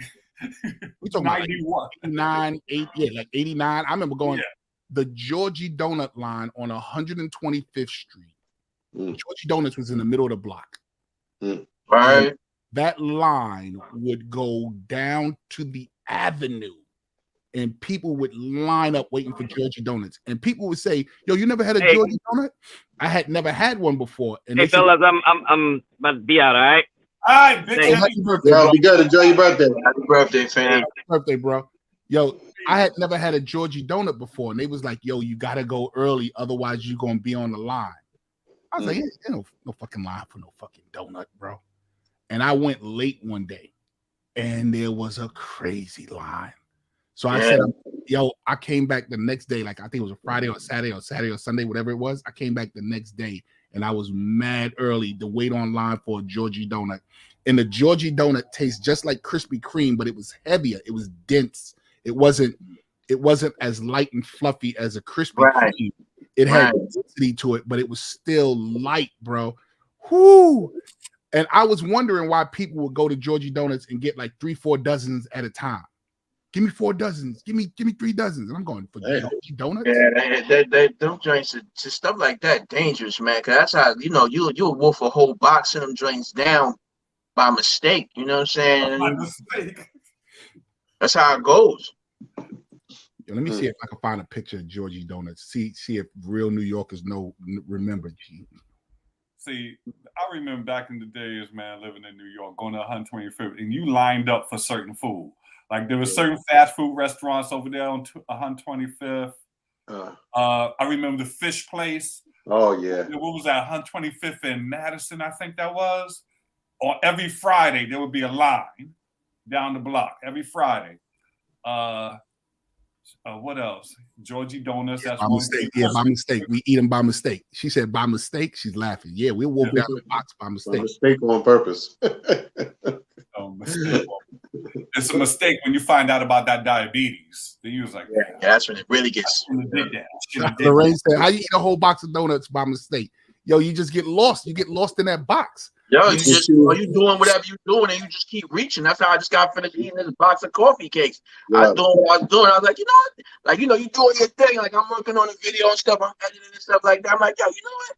I can go for a coffee cake. Yeah. You know what I'm saying? I said, oh, have another one real quick. Yeah. Boom. I'm chilling. Yo, you know what? I can go for a coffee cake. Oh, snap. Hold up. Yeah. I'm eat 2 in the clip. It's you just be going, yo. You know what I'm saying? Like, that's why for me, like, I'll tell you a quick story. Yo, one day me and my stepfather, rest his soul, he was making fun of me about how I couldn't resist sweets. And I was like, nah, whatever. I was back in like junior high school days or whatever, right? And I was one of them like junior high school kids that have money, you know what I'm saying? So, you know, he like, nah, you can't resist sweets, man. You know what I'm saying? And then I was like, let's have a bet. You know, I bet you whatever. You know, I was like, all right, let's do it. You know, so let's go for it. So this is what this motherfucker did. He gonna haul off and buy my favorite donut, like the Hostess donuts. He gonna buy them joints, boom, sit them on the counter right where I would see them coming in and walking out. Now, mind you, when I would go to school, I was going to the corner store and buying Hostess cakes and all that, like getting it in. It wasn't gonna be a thing. But I was so for sugar, you know what I mean? Like, yo, it's so irresistible for me that yo, one day he like, yo, we getting close to the day, right? You know, and I'm like, yeah, you know. So one day, like, he don't eat sweets like that, but one day I guess he go to Chase for some donuts, and yo, he went to go eat the donuts, right? Now he's seeing all the donuts is in there, so he gonna go eat the donuts, right? And I'm in my room, and I hear him in the back call my mother, hey, Bernie, come here, real quick, right? Yo, I ate the bottoms of all the donuts. When I pick up the donuts, all the bottoms of the donuts today, yo, I'm like a mouse or something, yo, he all to the day he died, yo, he laughed about that shit. I did, but that's how bad I am with that shit, man. That's why I was like, yo, if it's not here, I won't even think about it. If it's not here, I won't think about it. But if it's here, I got that.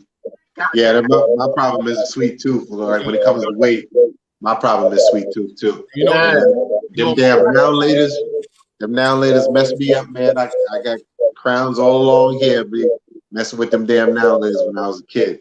Man, that shit got me messed up right now. I got these little cavities in my front teeth. You know what I'm saying? I'm like, now everybody can see my chips ain't correct because of this crap. Damn, Tay just said, then your dentist say y'all got cavities after y'all been having all that fun eating. She just said that, and then y'all guys say that. True. Listen, I'm getting right here. You can see. Yeah. Oh shit, it's right there. I don't know if you can see it. Oh, what up? What's up, Sakari? Listen, well, my secret crave is vanilla Oreos, and I'm debating if I want to with those two. Jam down a bag of those joints because tonight my show's coming back on The Walking Dead. So I'm like, should I go get a bag of this joint right here? And Are you're gonna definitely eat a bag by mistake. Yeah. In fact, that's what I'm gonna say from now on. It's by mistake. Yo, you ate a whole bag? Yo, I ain't even mean to do it, bro. I didn't mean because you thinking mine ain't gonna eat that. Yeah, I ain't even mean to do it. It was by mistake. Real quick, we're coming down on our last half hour. Hey, Blue, I was hoping that you would talk about your topic because you had a great topic, and when we talked about offense and defense, my cravings strawberries with sugar. Oh God. Oh yeah, that's dope. You ain't never had strawberries with sugar back in the days when you was young? Just regular sugar sprinkled on it? Regular sugar. You cut the strawberry like, cut it open or whatever. Look at Kim. Dip that shit in some sugar. Really? Yeah. Sweet tooth. Come on. You ain't never. You might as well just lick your finger and dip it in some sugar. I know we all come from broke surroundings. I ain't never had sugar bread. Of course. Oh, yeah. I didn't have no sugar bread. What are you talking about? I had the sugar and the strawberries, but not the sugar bread. Sugar bread with a little butter on it too. Listen. I was poor. I was poor. Hold on. But I wasn't mayonnaise sandwich poor. That's a struggle meal. That's a delicacy. Yeah. You know what I mean? Like that's just one of those struggle meals that just hit good. Like you be like, yeah, this side. Like I love a mayonnaise sandwich, kid. I could live on this. Black. They both got uncomfortable when they said sugar bread with butter. They was both like, ooh. Listen. Let me tell you something. Toast with butter. I'm saying melted butter, like not straight butter pats, but you like toasted butter, throw some sugar bread on that joint. Aqua Goddess says sugar, cinnamon, butter on the bread. That was cinnamon toast. My mom used to do that every morning. And I used to, or in the wintertime when we would leave for school, my moms would have cinnamon toast. And I used to thought she was magical. I thought she made this shit up until I read in the cooking book one time that's how people do it. And I thought my mother was great. My mother just reading. My mother just read. I did do syrup I was on just the bread. struggling. Wasn't that I did do the syrup. Nah. Like, Nah. No. I was not mayonnaise sandwich poor. I was poor, but I wasn't mayonnaise sandwich poor. Mayonnaise sandwich. That's good eating right there, Jack. No. Mayonnaise sandwich to see you through. Tay said melons and honeydew melons. And I never thought honeydew melons was good. Honeydew I melon. like honeydew melon. Honeydew melon is good. Yeah. If you get a sweet one, yeah. Great. What are you talking about? Yeah. Hey, Joey, you never had a sugar bread sandwich? Oh. No. Hey, fellas, I think I'm gonna revisit. I think that's gonna be my next TikTok. I'm gonna make a sugar bread sandwich and make a TikTok out of it. Oh my God. Yeah, I'm gonna have to speak on that on one of my things. I gotta talk about sugar bread like those in a pinch. Yeah. Sugar that bread. would be crazy if we all did TikTok videos on sugar bread sandwiches. Sakari said mayonnaise and tomato. Ugh. Ooh. Ugh. What? Nah, That's a bit much. I don't know about that. That's nah. Sorry, pal. I ain't messing with you on that one. You gonna have to hold that for yourself. Yeah. That sounds like some white people shit. You have Yeah. You know what I'm saying? You add the tomato in there, it's good. You might as well add bean sprouts or something like that. You get the only way I eat that is we put some bacon on it. it's gotta have some kind of meat product on there, and it's gotta have lettuce. That tomato, man, you gotta put something with that. You know when there was no Kool-Aid, you took your mom's lemon juice for her tea and put some sugar in there and stuff like that and made you lemonade. You talking about the lemon in that little fake lemon? In the bottle, yeah, or in the little fake lemon, yeah. And you squeeze that in there, a little sugar, you made you lemonade. Mm-hmm. That's Kool-Aid in a pinch. Right, that's Kool-Aid in a pinch, yo. When it get rough, and here it is. I was under the impression I lived middle class, but to hear y'all talk, I'm a little concerned right now because like us. Apparently, I'm like you Negroes. I know none of y'all. Hey, yo, he thought he was middle class until he found that. Wait, y'all had sugar bread too? Wait, that was for poor people. So Big Vitamin is not. Hilarious. Did y'all have Flavor Ice? Do y'all know what Flavor Ice is? Remember? Yeah. Bootleg Ice. Yeah, I had Flavor Ice. That was Kool-Aid. That was Kool-Aid, nigga. It was Kool-Aid. Nah, that was quarter water. That was frozen quarter water. No. Quarter water and Kool-Aid is the same shit to me. No, the pack that it used to come because remember Kool-Aid came singled, but you can get like a pack of 20 Flavor Ice. No, Flavor Aid. Flavor Aid, yeah. Flavor Aid, yeah. Oh, that's garbage. Because that stuff was like stuff they swept up off the floor at the Kool-Aid factory. That shit didn't have no flavor, y'all. That's one thing. That's one stuff I can tell you all about. Now, it's Kool-Aid, I can tell you all about it. I know, ain't nobody know. I know two things. I know rapping and I know Kool-Aid. You understand? It's not Right here, hold up. I'm about to stop it right here. Y'all never did this shit. This is my 20s. This is what I was doing, 21, 22, something like that. This is my 20s. Old English 800. Pour it in to a pitcher, halfway. Then Lipton iced tea. Make a pitcher of Lipton iced tea, pour Old English 800 in, and that's the drink. That's some alcoholic shit right there. That's hard lemonade. That's hard lemonade back in the days. That's real hard. Yo, Black, did you just say that's his hard lemonade? Hard lemonade, yeah. That's what that is. Blow. So they making a killing selling that shit in the supermarket right now. Black. So I wasn't even making up nothing new. You should have patented the motherfucker. That's what you should have did. You'd have patented that motherfucker. You'd have been rich today. Yo, bro. Based on that concoction, I get the impression you was a violent drunk. Cause that right there, that just sounds harsh, man. Old English? Old English 800. Iced tea? So you make a pitcher of iced tea. Then you pour that Old English, you make half a pitcher of iced tea. Right? Icing and everything. Lemons, all that shit. Sugar, all that shit. Hey, look at Old English 800 in. Oh, yeah, the Hawaiian punch. That's the shit. Yo, that's lethal, yo. Look, my man. I did have that. Oh, Old E with the Hawaiian punch. I did have that. All right, Scram Jones. All right. But listen, who had the recipes for the Kool-Aid? Like which Kool-Aids taste the best when you mix them? Remember?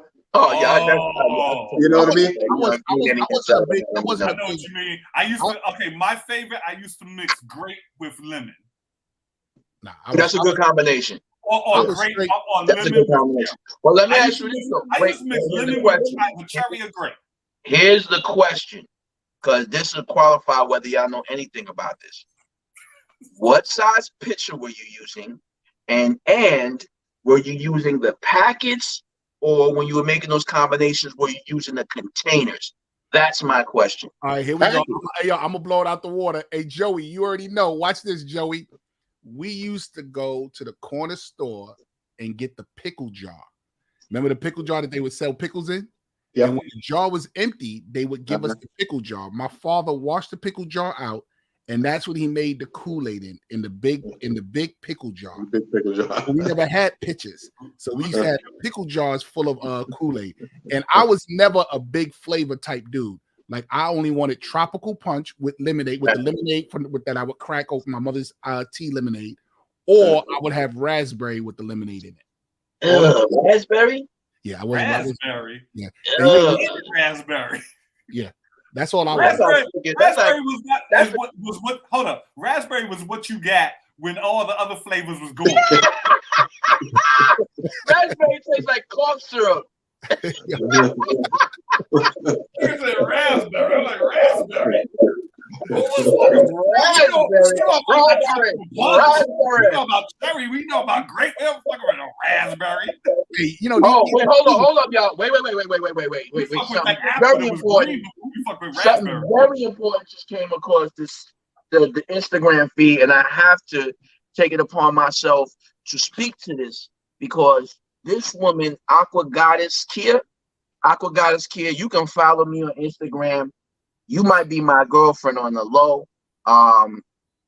She says sugar in spaghetti is the best. Sugar in spaghetti is one of the most delicious. And if you eat it with a couple of slices of buttered bread, let me tell you. Oh my, yeah, you know what? Take me, baby. I'm gonna show you how real it is. I just had that this morning, all right? And I had it last night, and I'm gonna go into the house and ask my wife. That's a kiddie meal. We're not supposed to eat that in our 50s.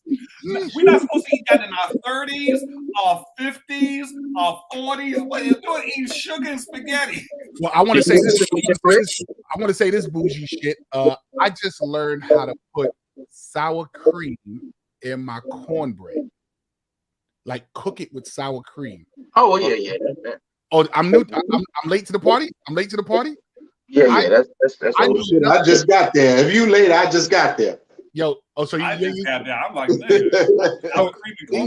when you making cornbread, whether you make it box or whether you make it from scratch, put 2 or 3 big heaping spoonfuls of sour cream. Not is it sour? Yeah, sour cream inside your what's the name, and you mix it in. It makes it much fluffier. Yeah, and with the sugar, it off the fucking chain, off the meat. And they give it this little hint of twang. Yeah, that's like it's like what is that? What's that flavor note that's happening right now? It's like something special's happening, but I can't put my finger on it. Gotta be that sour. You realize what we're doing right now. We have the great makings of a recipe ghetto cookbook. Bro, I'm already making a sugar bread TikTok. I am going to make one tonight. We have the great makings of a dude. Come on. They call it the struggle meal cookbook. You understand what I'm saying? There you go. Struggle meal cookbook. That's right. Videos that people do on TikTok, on YouTube or whatever. All these cooking videos, I ain't never seen nobody do this shit. If somebody would just come out and like, yo, today we're doing sugar bread. Yo, today we're doing Kool-Aid. Let me give Chase an honorable mention on the spaghetti, the sugar spaghetti. Sugar spaghetti tonight, sir. let me ask y'all a question and two on the sugar spaghetti note. Sugar on your grits. No, come on. Nah. Come on. That, No, you need man. to move- Let me come tell on. you. If you want sugar on your grits, you need to move out of Georgia. Let me tell Bring you. your ass out and go to Bro, Wyoming with all them other. If you want to put sugar on, listen, you got cream of wheat. Thank you. You got cream of wheat for your sugar. You I got forget. grits for the salt and pepper and Come on. cheese. What Tell the him. hell is you saying? Tell him I again. never even liked cream of wheat. What was that other one? It was called Wheatina. Wheatina, that was like the grape nuts of hot cereal. Yeah. That's what I liked. I didn't like It was like Roachbacks. No, we're not doing that. Listen, what's the name? Said fried bologna and mustard. Right. If you're going I to forgot to say what time it is. listen, if you're going to do sugar in your grits, then go ahead and have some farina. Yeah. That's That's what I feel. sweet. No, it's different. Listen. It My tastes so delicious. Oh no! Listen, gentlemen, listen. This could be. Listen, let me just talk to y'all just for This one could be second. your black pass. This could be your black pass. I'm gonna go for it. Let me It tell you could be your black pass. Listen, You're a treading little. tread lightly. Get some grits. You know what I'm saying? You know, steak. You know what I'm saying? Some eggs scrambled with cheese. All right. Uh-huh. You know, and you sprinkle some sugar on them grits with some butter. And then, you know, me, I mix my eggs right into my grits. I just go. Hey, but what are you talking about? Ain't nothing wrong with the eggs and the grits. Ain't nothing wrong. I got no problem with the eggs and grits. See, listen. Egg, sugar, and grits. Come on, B. No, Listen, not sugar. see, yeah, The eggs and the grits is fine. clearly, you gentlemen have no idea what. No. And you're not trying to find out. Cheese go in my grits.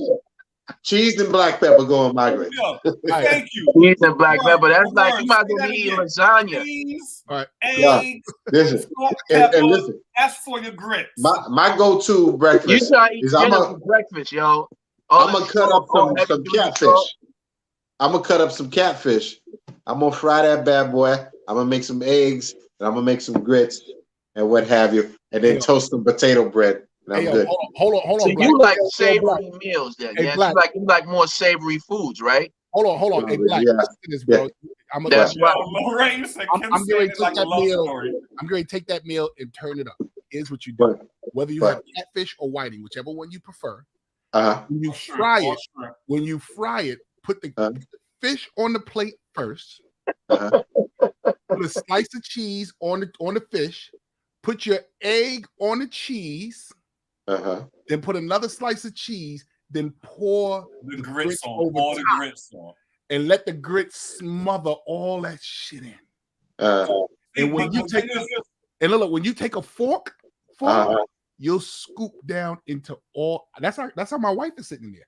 My wife won my wife off of fish, eggs, and grits. You hear me? Fish, eggs. Y'all don't even respect grits. That's what I feel like. I feel like Yeah. y'all just don't respect gotta grits. do. You don't Violating grits. trust grits enough. Y'all don't trust You're the one grits that's enough gonna to let it do what it does. You're the one that's going to get a cease and desist from grits. Yeah, right. Cease No, and desist yes. all activities. It's like a waste for me when I can eat grits without sugar if I in a pinch, but you got to cook the hell out of them. I mean, like you got to have them the proper amount of sugar. I mean, salt in them. But if you ain't hitting on all four cylinders, a lot of people bring some watery ass grits that ain't got nothing happening. You know what I'm saying? Like you have to have a grit that's savory, so that the offset of the sugar. Wait a minute, hold on. Wait a minute. Black, didn't you just say you ate a bacon maple a donut and you get me? Yeah. Salt and sweet. Salty and sweet is good. Salty and sweet is good. Making maple donuts exist. Ain't nobody out here talking about sugar I'm sending grits. listen. I'm sending y'all a grit donut out here somewhere. I'm sending y'all some bacon donuts. That's all. I've had that. I've had bacon maple donuts. They sell them That's good. at the That's donut good. shop. Yeah. Nobody's selling sugar grits except They sell feet at the daggone corner store and deviled eggs too. Ain't nobody eating them things. Blue, you eat pork? Yeah, I fuck with deviled eggs. What are you talking about? I'm saying just because they sell that donut at that nasty ass donut shop don't validate it. No. Listen, I had that donut at a shop. I had That's that because y'all eat donut. swine, yo. That's y'all off the rip. Anybody eat swine, your taste buds is already compromised. You just don't know fine dining, yo. I'm trying to put y'all on, man. Listen. Now the world don't move to the beat of the drum. Right for you. No, not right for some. And don't eat no pork I see. And with blue, they don't know what they eat. They need pork in their life. They need pork in their life. Don't mess with no swine, yo. Don't mix the greens and the swine when I dine, you heard? What? What? You know what's sad, yo? Bro. I go to Costco's and get the thick cut bacon. Oh yeah. Oh man. No, from the butcher shop and get that slab bacon. Slab bacon. Come on, man. And you gotta put it in the oven. Forget frying. Put it in the oven. I'll tell you what, Black. I'm not gonna sit here, Jay. I'm not gonna sit here and act like back when I was a kid and I used to eat bacon. That bacon wasn't one of the highest forms of meat product that exist in the world. Like that was the most flavorful, perfect meat crunch thing that exists. I won't deny it. However, I did discover when I had to let bacon go, beef bacon, which I think tastes absolutely delicious. The only thing is, I'm in the South. That shit is like blasphemy down here. I can't, yo, you go to the butcher, you have beef bacon, the whole place like turn around like, yo. Hey, where you from? I know what they said. He must be from New York. Yeah, that's what they say. They used to carry it in like they got the supermarket out here called Kroger's. They used to carry it in Kroger's.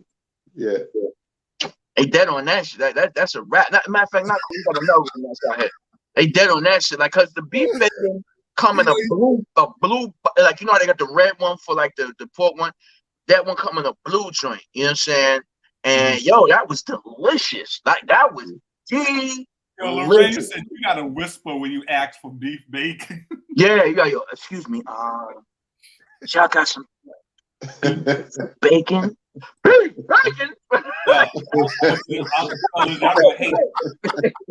Y'all gonna hate on me. I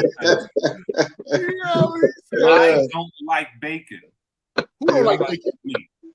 Next thing you know, two big goons be escorting you out the store. Listen, get on out here. That beef bacon shit. Come on, sir. Come on, sir. Leave your package. Come on, sir.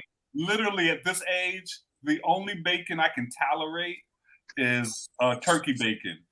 My wife be making regular bacon up in here. I'm like, shit. Bro, turkey bacon like damn near as bad as beef bacon. Damn near as bad as pork bacon.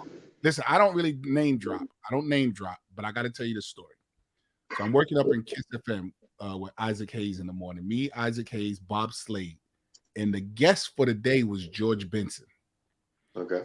So I'm sitting in the room with George Benson, Isaac Hayes, and the world legendary Bob Slade. If you know New York radio, Bob Slade is very important. Yes. So George Benson is sitting there going, man, you know how George Benson talk, man, let me tell you something, man. You got to let go of the pork. I let go of the bacon, and all of a sudden, I could play my chords the way I need to play my chords. And Isaac Hayes sitting over there with his glasses. You know, Isaac Hayes sitting over there with the dark glasses, just sitting on the side, being true Black Moses going, you got to let that pork go. The pork is no good for you. I'm telling you, when the pork is in your system, you don't even think right. And George Benson going, yeah, man, you got to let the pork go. And I'm sitting there saying to both these motherfuckers, yeah, and what about the cocaine you two use? How about that?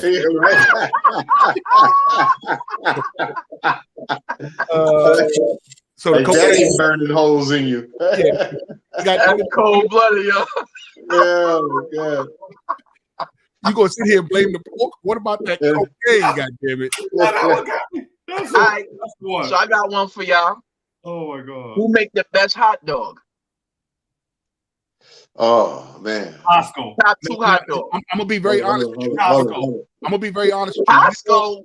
Hold on, we all New Nigga, York. you ain't never had no Costco hot dog? You know, watch this. Hold on, let me say this. We all New Yorkers. I'm not gonna dignify that with an answer, Blue. Oh, you don't know about Costco. That's how bad a Costco hot dog is. Man, A Costco hot dog is one of the ones that you could kind of like smush it in your mouth, even if you fried it. Oh, hey, wow. What the hell? Pause, my nigga. I mean, that's a pause, yo. You said you smashed the hot dog in your mouth? You smush shit in your mouth like it's like gooey. Hey. Listen. Hey, listen. If you don't find a pause in that, there's a whole lot of insight. First of all, I'm like, that's why I was like, what are you talking about? Smash? What? Yeah, This shit is way too big to be smashing. Whoa! Exactly. Oh my God. Exactly. He's the one that said smash it in your mouth. He's the one that said that. Go ahead, man. He's the one that said that. I'm like, yo. Wow! You say that out loud like that? Jamie, you paused me. You want to smashing Costco hot dog in your mouth. Wow. Do you know how big they are? Jesus. We just going to blow the hinges off this door, huh? We don't give a fuck about this. He's Nah, the best hot dog, the best two hot dogs that you can get, whether at the supermarket or otherwise, is Nathan's or Boar's Head. All right. Nathan's is good shit. But remember, on the streets of New York, come on, they used to have that one. Them dudes used to be on the corner, and it started with an S. I think it was called Sabret. Those right there were fire, right there. Oh, they were delicious. Those are the hot dogs. Yo, Nathan's and those are the top hot dogs you can get. I'm trying to tell you guys, I can't get like I'm sitting here going, we're New Yorkers, so we're biased to hot dogs because Sabret hot dogs, whether it's in the hot dog water or if they put it on the roll and let me tell you, we know Sabret hot dogs in hot sausages, pause, and it is off the chain. I try to tell people all the time, the only thing that comes close to that is a Nathan's hot dog. Yeah, Nathan, I think Nathan is that those two hot dogs are respectfully tied to me. I think though that Boar's Head hot dog, a lot of people aren't trying to hip to them because they kind of left the market or they difficult to find. But a Boar's Head hot dog, yo, the skin texture, it gives a good crunch when you bite into it. If you cook it right, like those are important things. Like them, like hot dogs that be all gooey, like you know what I'm saying. Like it's like, yo, this thing is this don't sound right, yo. Costco. Yo, I'm a New Yorker. You know what I could never understand was why the people were so crazy about them pretzels with all that damn salt on it, man. I didn't get that. Like them thing with the mustard. They put the mustard on it. People used to go crazy about them damn pretzels. It's about the pretzel. It's not really the pretzel. It's the fact that it's a soft dough pretzel. So the outside is crunchy. Pretzel with salt. Right. So unlike the pretzels that people eat, the little crunchy pretzels, when you break into those pretzels, it's soft. Yeah. It's supposed to be hot on the inside. Yeah. Grilled or boiled. They want to know, do we eat our hot dogs grilled or boiled? Well, Jose, watch this. I'm getting ready to buy the rollers because I'm at the point now in my life where I'm like, fuck it. If this is what I like, this is what I like. I'm getting ready to buy the rollers from Finger Hut so that this way my hot dogs will roll and I snap out of it like at a mine's on the grill, man. Smoky grill. Yeah. I like grill filled food, period, all year round. Let me tell you something. I would go out and light that bad boy, run back in the house, come back out, put the food on it, close it, run back in the house, and then go back out there and get my damn food. That's how much I like grill food. You know what tastes good grilled? Oh yes, I still do baked beans too. I do. A cold cut sandwich. A cold cut sandwich? Oh, grill the whole shit? Yeah, you that's like a good idea. Build your cold cut, the meat and cheese part of it. The meat sandwich, the cheese. You know what I'm saying? Cook it on the grill, and then throw it on your bread. Man, and the whole sandwich is smoky. It's almost like Quiznos, but on a grill. And smoky. It's a party, yo. And I was doing that long before Quiznos ain't even on the same level as this. Quiznos is some trash compared to what I'm talking about. Like you will be like the next, if you ever have it, the next time we up on here, you'll be like, yo, son, I had that grilled sandwich, kid. That was hitting. I live in New York City. I don't have a grill. Yeah. I'm sorry for that. That's something that you realize how, like, certain parts of that stuff, like, it's just not a part of y'all. Like how I got a George grill today. Can I do it on the George Foreman grill? it ain't gonna be the same. You ain't gonna have that smoky flavor. You know what I mean? Hey, You You ain't got know, no terrace? You don't got no terrace or no fire escape? you can't. It's against the law. I'll put that shit out there and get yeah, arrested. Hey, yeah, fellas, yeah, listen, What? we coming up on our 2 hour mark, and I got to get ready because I got the must be the music. All right, y'all. Hey, yo, real quick, anything I want to say real quick before we close out here? First off, thank you for coming through, Kim. Thank you, bro. Thank you for you always welcome, man. You always welcome. Well, let me just say how much I miss y'all brothers. It's good to chop it up. It's stuff like this when you come back home and you like what I'm saying, you see old friends and stuff, and you be like, man, I forgot how much I miss these cats, man. So now that I got my schedule a little more, it's better now. I'm gonna definitely be showing up a lot more frequently, man. I miss y'all brothers, man. And I did want to say this. Hey, yo, Kim, I'm gonna write a verse for you, man. I'm gonna get on one of them things. I'm gonna write a verse. Oh yeah. I'm gonna try my best. No, we can definitely do something because spoken word is my thing, yo. I do that. You know what I'm saying? Like, I'm gonna tell you my spoken word story one day. But yeah, man, I'm the spoken word guy, kid. Like, so yeah. We could do something, have some fun, man. We'll shake it out. You know what I'm saying? Yeah. Let's do it. I do want to say this real quick. Kim, your camera game is off the chain clear, bro. What's going on over there? But my what? Your camera's clear, bro. What you filming in these days? Oh, I'm just using my Samsung. You know what I'm saying? It's just what I use, my cell phone. Look at Blue wiping his off. Maybe mine. My cell phone is on decent lighting. You know what I'm saying? Like my lighting game is strong. That's what my thing is. You know what I'm saying? Like, it's just my lighting and my ambiance is tight. Well, Blue, that's what you was talking about right there about the light behind the appliance like that, right? You was talking about that, right? The lights, the purple light you see right here. Yeah.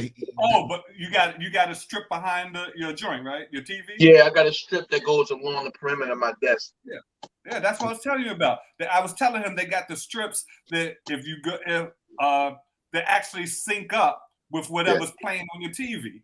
Right. Yeah. The ones that go on the TV and stuff. Like, I ain't trying to get that deep, and like I don't want that sort of thing going on when I'm watching TV. You know what I'm saying? But I feel like that's really more so for video games. Yeah, there you go. I feel like it's for gamers. Yeah, gamers and stuff like that. I feel like that's a big deal with them. Like, I only really do it because, like, for example, what I can do is, like, when I dim my lights, like right now I got the purple effect, and I got this purple effect because I did a duet with Kwame, and his room was purple. You know what I'm saying? From his lighting. So I'm able to emulate whatever the room colors are based on, using my my lighting setup. And I don't have to, so people be thinking that I be really with these people, and they be like, nah, I just did the lighting and my angles and stuff to look like I was with them and stuff. So it's cool. Hey, fellas, man, listen, I love you guys. Can we just shout out? You did a duet with Kwame. Yeah, man, it's dope. Okay, bro, you don't know who this is. Yo, listen, man. This guy right here is hip hop. Let me not say royalty, like nobility. How about that? Nobility. That's a good way of putting it. Yeah, he's nobility in hip hop. Like the Nobles knows everybody and reports to whatever's going on. And hey, this is what's happening. This is hip hop nobility. I did one with him. I did one with I just said Hammer. Timbaland. I did one with Sir Mix-a-Lot. You know what I'm saying? I did a couple of joints, man. I'm about to do one with Lord Finesse. Yo, you don't watch his videos, Blue? You never saw his 1 minute takedown? I think I saw one. Bro, you gotta watch his. I ain't trying somebody say they think they saw it. I said they ain't seen nothing. Yo, I think I saw one, yo. I did see one. I did see one. I told Kim, I said, Kim, you need to do the best of and drop them all on like a YouTube page because he got so many of them. Yeah, he got a lot. Bro, he's killing the joint with the girl in the phone call. Fucking phenomenal. Hold on. Yeah. If somebody wants to watch it, where they go to watch all your videos? Yo, yeah, follow me on Instagram. I'm gonna put it up for the Instagram fam right now. Is at cool KIM _ NYOIL. Save that, copy that. Oh, yeah. So there, y'all can follow me there. But now that you see my thing on there, you can see it. And then for my Facebook fan. I don't always post them on Facebook because Facebook be on some crap. You know what I'm saying? But if you go to Instagram and follow me there, man, you'll see all of them joints, man. On my rails, you can see all of them joints, and they're really good. Like you can't toot your own horn because people don't think it's real, but it's like, nah, them joints is really, they're really good. Like they're really good. That's all I can tell you. Like they're real good. You know? Hey, And they're fun, man. Like they'll bring that like that, yo, you know, like that one component in hip hop that got erased from it, and it's why it sucks like it does now. Is just the outright fun. Like it's like, yo, it's good natured fun. Yeah. You know what I mean? Yeah. We just enjoy dope lyrics and dope beats, and you know, hearing somebody just leave the words together, ill flows. That's what I'm into, and then people like it. You know what joint I just heard that I kind of like, and I'm not a fan of Kanye, but he did this joint with Pusha T. It's called Diet Coke. I just killed that one. And it's actual. Wait, but what's killing me is actual scratching in it. I'm like, yo, when the last time you heard a hip hop record and there's scratching on the track? Yeah. It's like he brought it back with that. I was like, I ain't heard that in a long time. You know? Yeah, I just did it. I did it in my last album. You know what I'm saying? Like I got Johnny Juice cutting up for me, but you know, it's on a large level. Yeah, you know, that was good to hear. But yo, you gotta hear my 1 minute takedown of that. I killed that joint. Well, Like, we ready. We ready for our Black Table Talk intro. Oh yeah, wow, word. Yeah, we can do that. Yeah. What? Now that you got free time, What? I can write something. Do what? Our intro music. Okay, I'll do that. That's what's up. I'll do that. That ain't no big deal. Hey, fellas, I gotta get ready to get out of here. Tonight, Yeah, I gotta go too, y'all. Yo, fellas, real quick, thank y'all for coming through. Ladies and gentlemen, you know, each and every Sunday, 5 p.m. right here at Black Kings Table Talk. Tonight, we had a great conversation. My man, Black Words, happy belated birthday. My man, Juan, happy birthday to Juan. My man, Harlem Blue is in the building. And, of course, my man, Mr. Cool Kim. Thank you for coming through, Cool Kim. Listen, you know, we always be your home. I am your boy, JP Justice. I'm gearing up right now, ladies and gentlemen. Each and every Sunday, you know what I do at 8 o'clock. Must be the music. I can only play music on Twitch, so come and check me out on Twitch. Tonight's theme is TV and movie soundtracks. We're gonna hit some of those fly ass songs that was in them soundtracks. So do me a favor, come on through. You know I'm gonna put the link up and post everything. It should be I got one for you. I got one for you real quick before you get off. You ready? Go. The original Escape from New York with Kurt Russell. Theme music to that movie. Black people shit. We looking for black people shit. I only play. My bad. Yeah. Play the Underdog theme song. No, black people. Underdog. What's Underdog? What? That's Carson. the same thing. That theme song is what they got. Wu-Tang Clan ain't nothing to fuck with. Ooh. Put the link in. I just ate. Yo, and we talk about this next week. I just saw King in New York. Hold up. Yo, Kim. Wow, you just blew my head. Wow. You just realized I never realized that was the every time I listened to that shit, I never realized that shit. What was it? The Underdog theme song. Yeah, Underdog. The Underdog theme song. It'll trip you out when you hear it. Dude. Talking about the cartoon? Yeah. Gotcha. All right, fellas, let's get out of here. I gotta get ready. All right. All right, so peace, y'all. Take care. Black Words, my brothers. All right, be good. Love y'all. See y'all, Yes, sir. Take care. We turn off these guys first. Thank y'all for tuning in. Turn you guys off. Thank y'all guys for tuning in. Thank you guys. Where we at? Yes, end it now.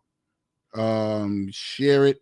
And last but not least, turn you guys off. Thank y'all for hanging out with me. It's your boy JP.